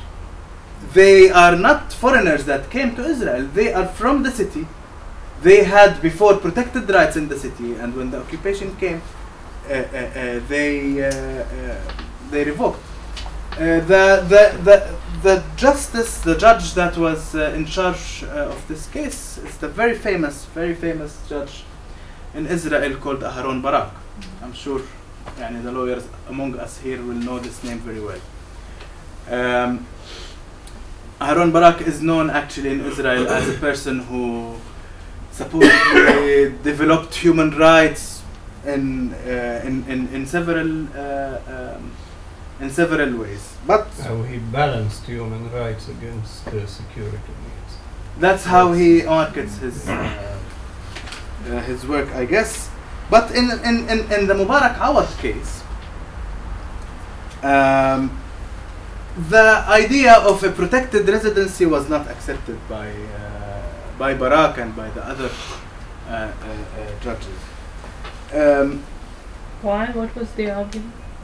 That basically when Israel annexed East Jerusalem became part of the Israeli system, and Israel is trying to synchronize Jerusalem with the rest of the Israeli society, and this status was appropriate for the Palestinians who are not citizens of Israel, who, residency status is appropriate basically.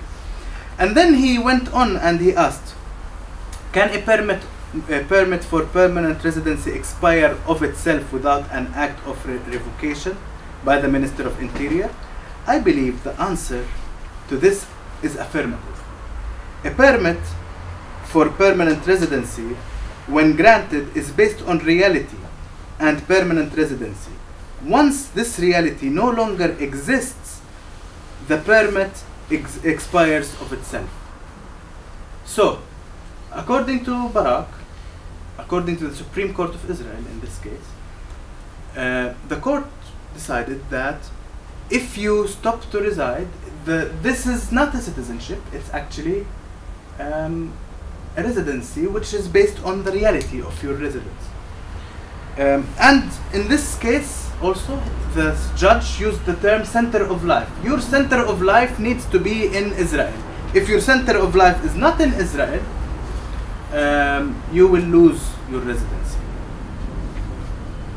In 1995 there was another important case of a woman called Fathiyya Shqaqi.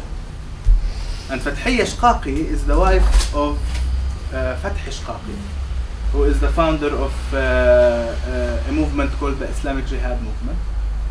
Her husband was deported on security grounds to abroad, and he ended up in Syria, Fath Shqaqi.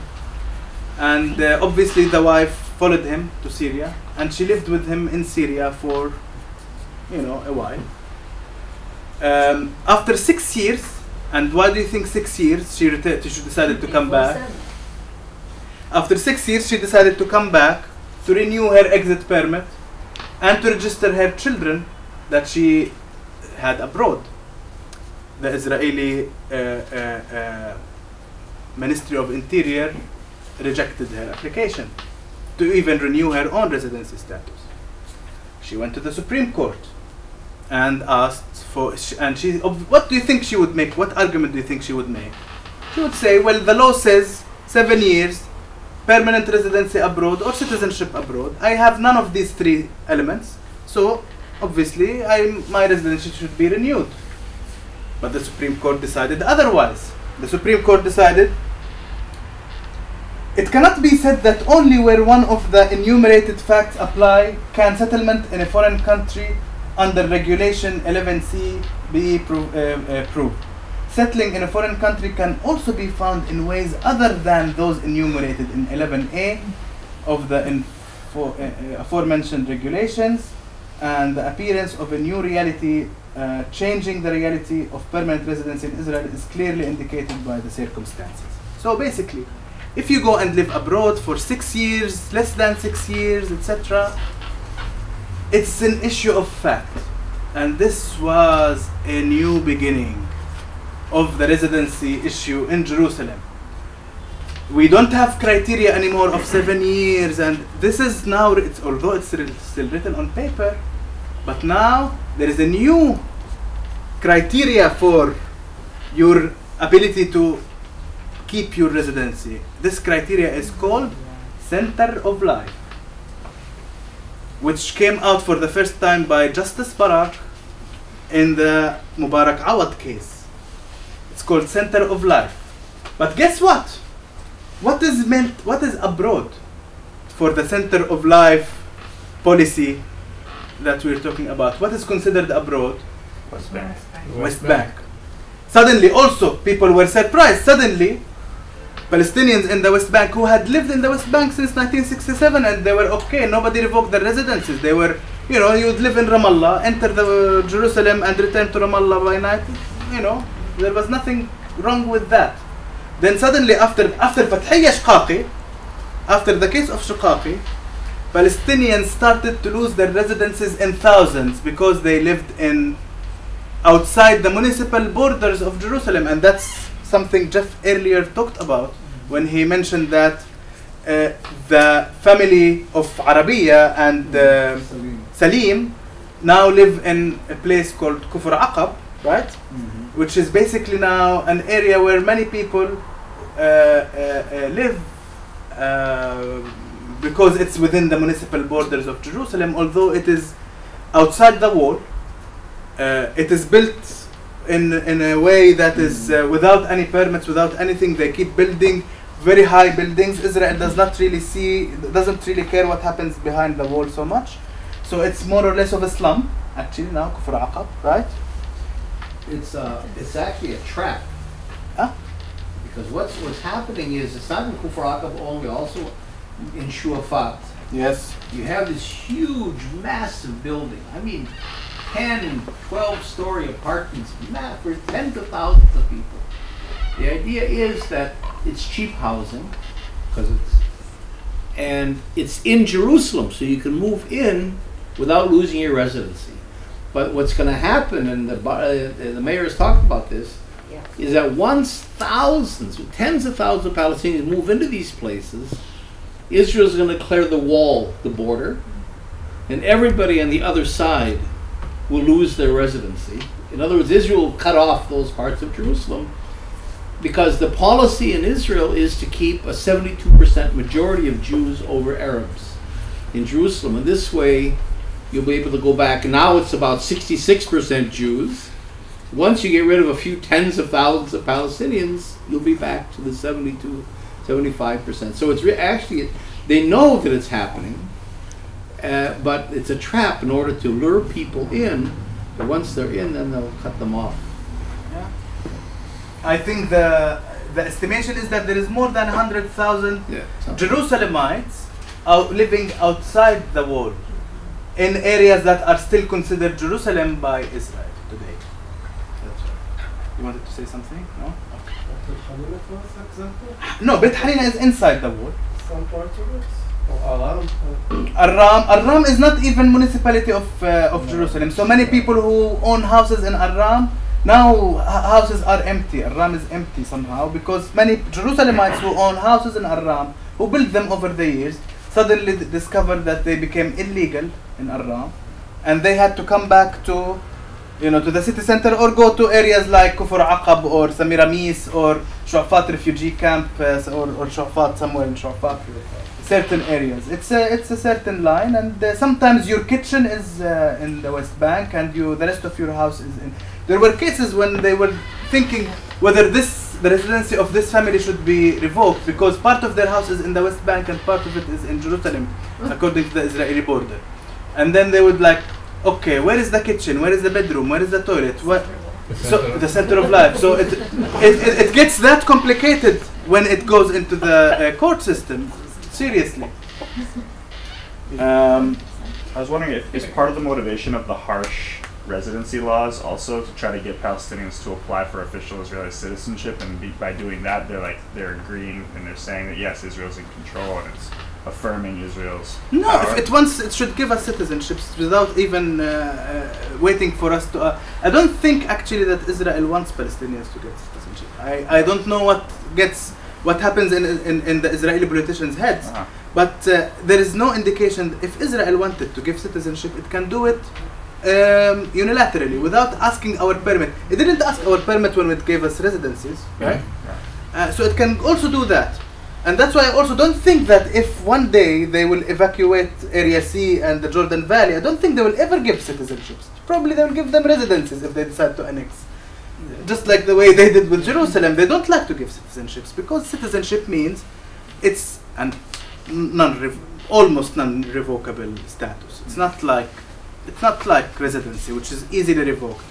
Although they did with the Druze in the Golan Heights. Yeah. No, they're still residents.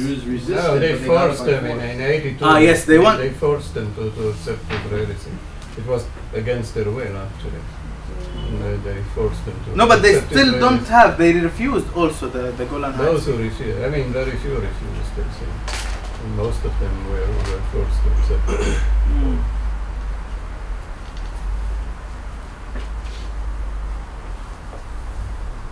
The result of this policy was that 14,200 Palestinians, at least, that's by 2012. This is from Beit Salem, an Israeli human rights organization's website.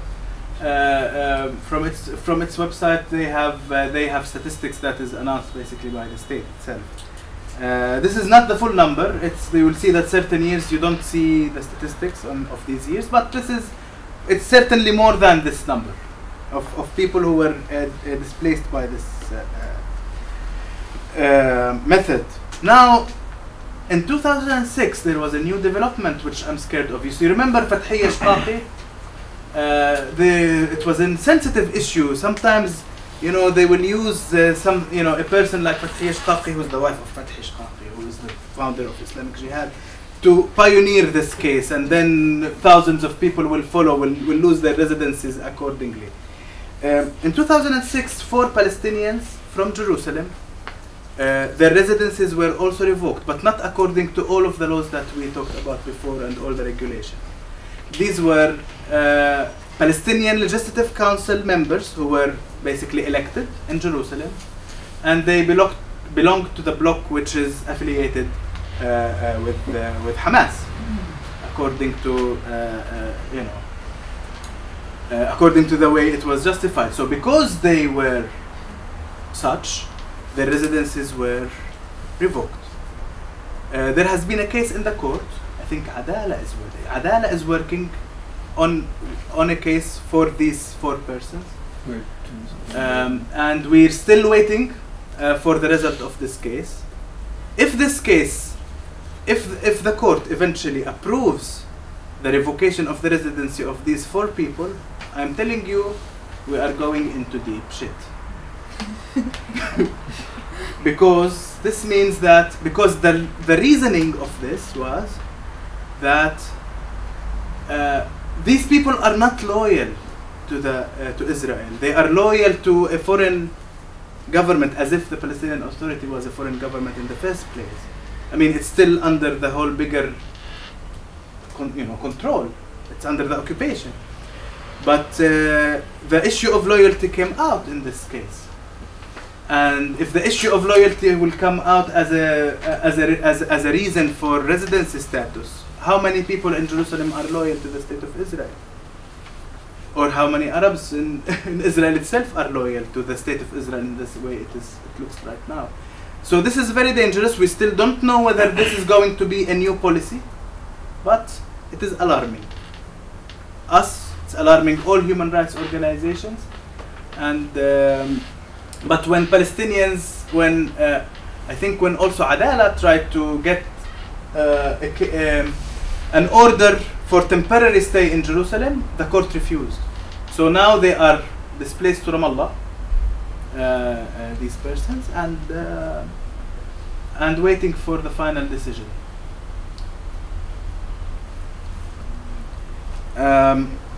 Jerusalem family unification. This is another big problem as well.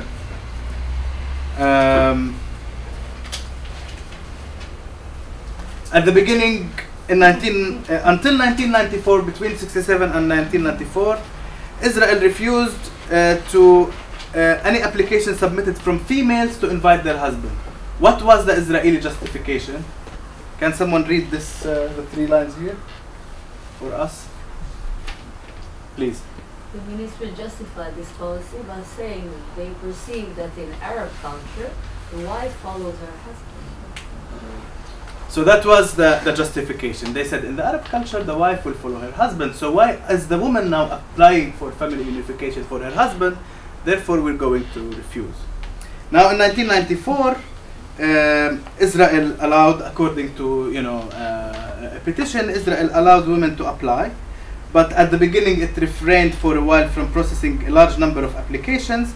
And in 1997, it also introduced a new policy called the gradual procedure. So instead of just giving the residency right after the application is approved, then approval of application will mean that you will have a gradual procedure which will take more than 5 years until the family unification procedure can be finished. So that's something that also Israelis have. Sorry? Like if everybody. An Israeli marries somebody non-Israeli, yes. I mean not Palestinians, also Jewish. Israelis also have the gradual. That's also yes, it's for everyone, but yes. Procedure. Not that I'm supporting it, I'm just saying that. No, that's correct. That's correct, but this is the whole idea that family unification is for, this is not the military law now. We are talking about the civil law, which applies in theory to everyone, right? And in practice too, because again, it's for Jews who marry non-Jews, so it's the same logic not to have non-Jews come. Mm-hmm. Yeah. The women themselves, they were petitioners. They petitioned against the policy, and they changed it the same year. And it changed, yes. And with the petition, it changed. I'm not sure which organization. It must be through one of the. Do you know what the argument was? What would be the argument? No. Well, this is culturally it's unacceptable that you're using a cultural excuse. I'm not sure. I didn't really read that case. I just know that there was a case in that year. I think it might have to do with Oslo. 94, you're beginning of Oslo, they're trying to do justice. Oslo has nothing to do in Jerusalem, to be honest with you. They excluded Jerusalem from Oslo for some reason. Yeah. I mean, they're trying to be nice. Maybe. But then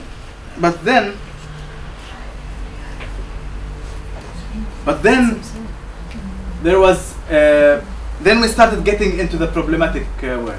In 2000, Israel decided to freeze all family unification applications where somebody from Jerusalem or Israel, for that matter, any Israeli, is trying to invite a spouse or a family member from the West Bank or Gaza. There was an actual freeze in 2000 by a decision. And then in 2003, there was a new law called the Nationality and Entry into Israel law. It is a temporary law that doesn't seem to be so temporary. We are in 2014 and it still exists. According to this law, Palestinians from the West Bank and Gaza will not get a residency in Israel if they marry somebody from Israel, whether a resident or a citizen. Okay? This continues until today. In 2007, there were more countries added to this prohibition. These countries are Iraq, Iran, Lebanon, and Syria. So if anybody from Israel, whether resident or citizen, will marry anybody from the West Bank or Gaza or Iran or Iraq or Syria or Lebanon, you cannot invite your spouse to live here. Now, they developed this a little bit, made it a bit softer, by allowing the spouse from the West Bank to get a temporary permit to live, so that you need to renew this permit every year. But according to the law, until now, this person can never get, the blue ID card, will always continue to be a West Bank resident, but will have an annual permit to reside, but will not be registered as an Israeli resident. And we're living with this until now, obviously. So, but now the problem for Jerusalemites is that if you are a Jerusalemite and you marry someone from, let's say, Ramallah, and you cannot bring the person from Ramallah to Jerusalem, but you go and live with her in Ramallah, what will happen? You lose your residency. So you really have to, now people try not to fall in love with people from the West Bank. And I am very serious. I know it's funny, but now people really are careful who to fall in love with, because they know that some marriages will destroy their lives. And they don't want to love anybody from the West Bank or from Lebanon or from Syria or from etc. Because it's not only that you cannot invite her or him to live with you in your own city, but the fact that you will have to, if you leave, you will lose everything as well. So you are surrounded. And obviously I know many people who eventually left and lost everything. Can I ask a question? Yes. Why is there such a unique treatment for Jerusalemites? Because Israel really cares about the demography in Jerusalem. It doesn't want Jerusalemites now, Palestinian Jerusalemites, are a third of the population in Jerusalem.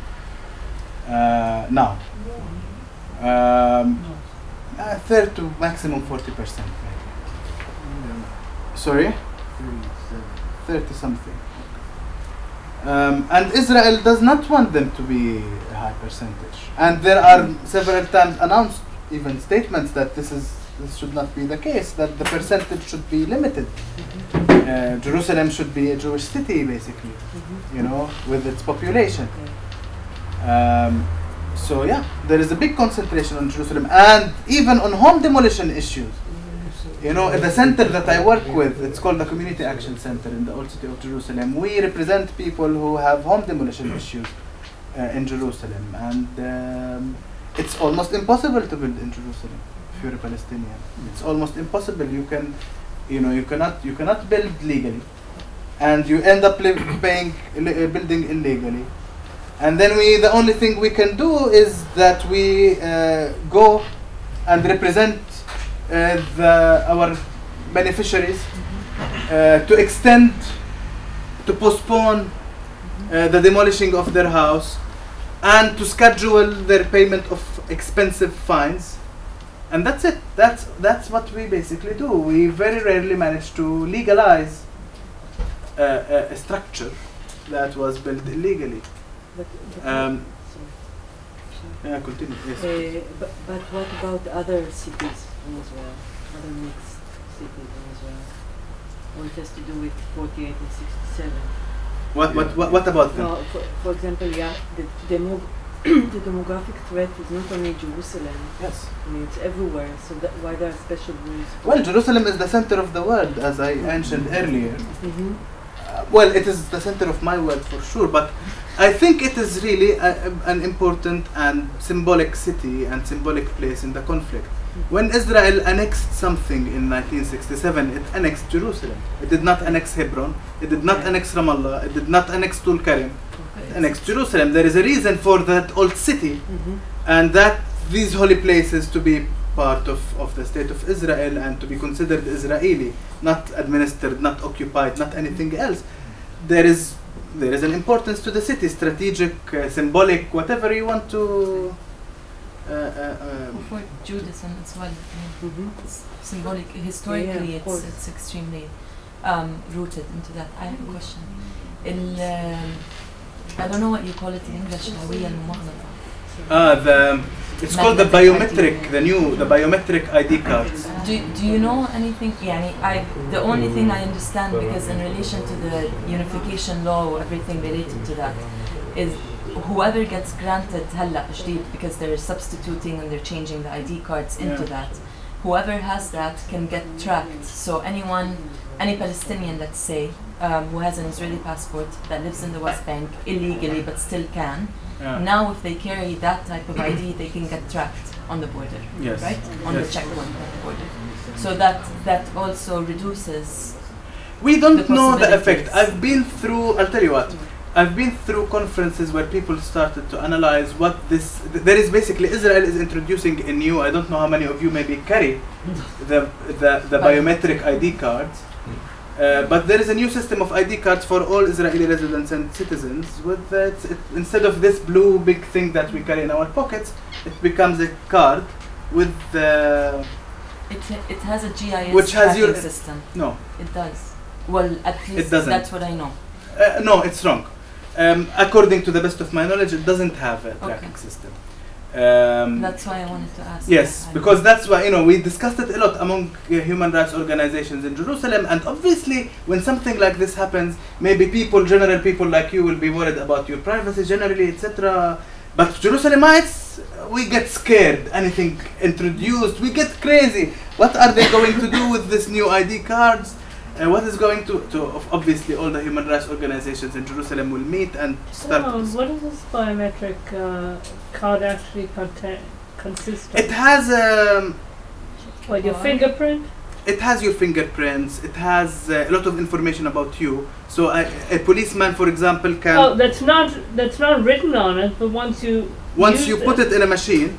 Somebody can read it. Basically, the policeman can read it. They can read your record. They can read. I don't know what, obviously. Well, today they punch it in and they get all that information. Sorry. Today they just punch it in and they get the information. I mean, yes, they can do the same probably today. It makes it easier for the police. But also, Palestinians thought there is a rumor among Palestinians that there is a GPS-like tracking system, and we understood, to the best of my knowledge and of the knowledge of Jerusalemites, it doesn't have that. Yeah, but my direct question is: does it at all? Do you think I don't have information? Yeah. Does it relate at all to the unification law? Does it do anything in relation to how much they can actually control the movement of Palestinian Israeli citizens in and out of the West Bank for purposes of marriage? I'm not sure. That is yet to be known. This is the thing, that this is yet to be known. We cannot yet guess usually people are being advised, as much as I see from human rights organizations, do not take this. Because until now it's voluntary, you can take it voluntarily. Israel has not forced it by force. So now if I go to renew my ID card, and if they allow me to renew my ID card, they will obviously, because I have my papers organized. But they will offer me obviously the biometric ID card. And I will have to choose. And what I know from human rights organizations is that they usually advise people do not take it, insist. And I also know of cases when people were somehow threatened. Somebody whose husband, who has a family unification, I know of one case at least, where they will tell her, do you want the biometric ID card? No, I don't want, thank you. Yeah, but we really want you to have the biometric ID card. We advise you to do that. No. Yeah, but we know that you have a family unification application, and you really want us to help you with that application. And so it became like a method of of pressuring the person to actually take it. But until now, it's still voluntary. And yes. If you marry an Israeli Palestinian with a citizenship? Yeah. Yes. And then your spouse can come and live with you in Jerusalem. Yes. Can you go and live? No problem. Yes. At that level. Yes, I can live in anywhere in Israel. Anywhere. And yes. you can come back to Jerusalem. There will be no problem. Yes, I can move freely in Jerusalem. The resident can move freely within Israel without a big problem. I can change my address to Tel Aviv or to Haifa or to anywhere. If you go to Tel Aviv, you're not changing your center of your life. Yeah, that's yes, but the idea is not Jerusalem. You have to. Your center of life should be in Israel. So I can go westward. I cannot go to the West Bank, which is considered abroad, but Tel Aviv is obviously not abroad. So, but most Jerusalemites like to stay in Jerusalem or around Jerusalem because it is the center of the world, obviously. But we only have 5 minutes. We have 5 minutes, yes? Yeah, it's fine. I'm almost finished actually. The only final thing I could, and I'm happy we're doing questions anyway because we need to work over questions. I mean, the last thing that was on the agenda today is to talk about child registration. There are 10,000 children that have not been that are unable to be registered in Jerusalem. Also because of policies that make it very complicated for Palestinians to register their children. Mainly that there are 2 issues. If a child is born abroad, the child should Israel introduced something in 2002 after it actually at the same time when it was developing its prohibition on family unification, it started treating child registration for a child born abroad as a family unification case. And this limited the number of children who can be registered. I know, for example, my brother is studying in the US. He's married to a woman from the West Bank and he has a baby that was born in the US. So when he comes back, he needs to do 2 family unification applications. One for his wife, where she will manage, if the application was successful, she will manage to get temporary residency. And for the child, for the baby. And if successful, after a few years, the baby will become a resident, will have this blue ID card. The child is automatic US citizenship. Yes, she's an American citizen. Well, that prohibits her from getting the Rosamite permit. Sorry? Doesn't that prohibit her from getting a residence in the West Bank if you're a foreign citizen? No. She's a child. No, it doesn't. No, because she's the child of a Palestinian. Well, first she will not be asking for a West Bank residence, she will be asking for Jerusalem residency, so Israeli residency in that case. And her citizenship abroad will not prevent her. But if she was going to ask for a West Bank residency, I think that would be a much more difficult problem because there is a freeze on the population registry. So fortunately, at least in the Israeli system, despite all the problems that I said, there is a little bit of at least some procedure to go through. But it's 10,000 children in Jerusalem. Yes, in Jerusalem. So they have no access to anything, to healthcare. To healthcare, everything. And the law of child protection does not apply to them in Israel? there is a חוק להגנת you know, and this is something that is this is something that basically it applies also to children of refugees and etc. etc. So how come it would not apply to And what does it grant? Health security, health insurance and everything. It's automatic for children. And going to schools. So how come Tel Aviv municipality has to grant schools and health care for children of African refugees. They go to school, they can be taken care of, so in Jerusalem it's different. it cannot be that it will be different in Jerusalem. Because if it gives it to No, it cannot be. It's the same law. So I'll actually check that.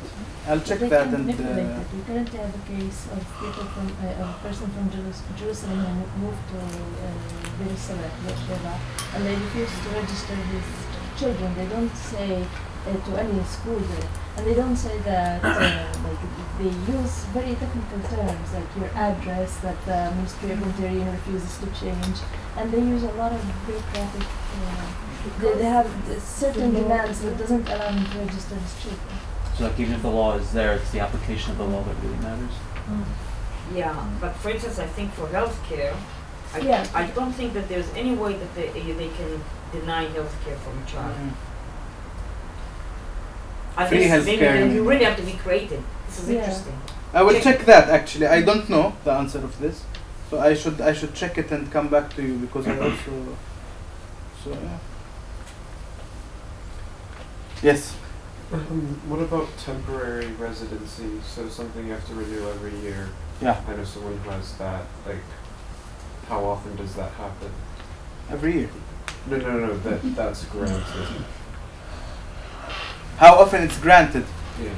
Usually it should be granted unless there is some reason, and the problem is that the reasons can be a lot. I mean, sometimes if a relative of a person, let's say you're married to a woman from, the West Bank, and and she has relatives who were in prison one day for something against the security of the state of Israel. That would be a case that they would either delay or refuse even the permit. So it's also it's not automatic that you would get the permit once you're married to someone from Jerusalem or from Israel or from.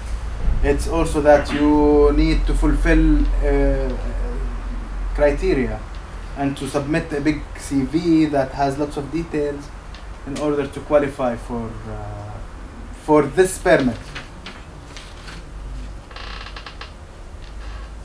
But so this is, I went through 7 methods today.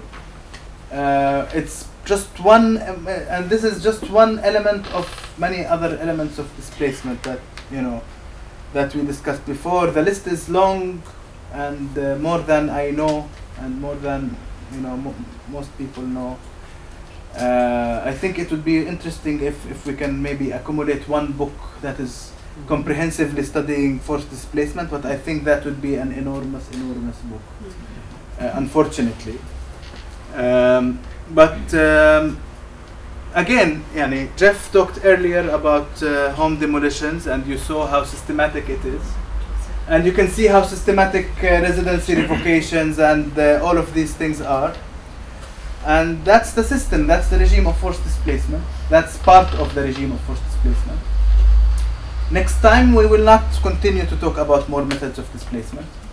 I think we should go towards international law, UNRWA, United Nations involvement. Eventually we will talk about remedies, issues like the right of return. Not only for the refugees, but for these guys as well, right? The people that we talked about now, somebody whose residency. We'll talk more about the peace process, how the peace process dealt with these issues, or how the peace process maybe refrained to deal so much with these issues. They didn't deal. Exactly. And what we should expect in the future. So thank you very much. Thank you. For coming today.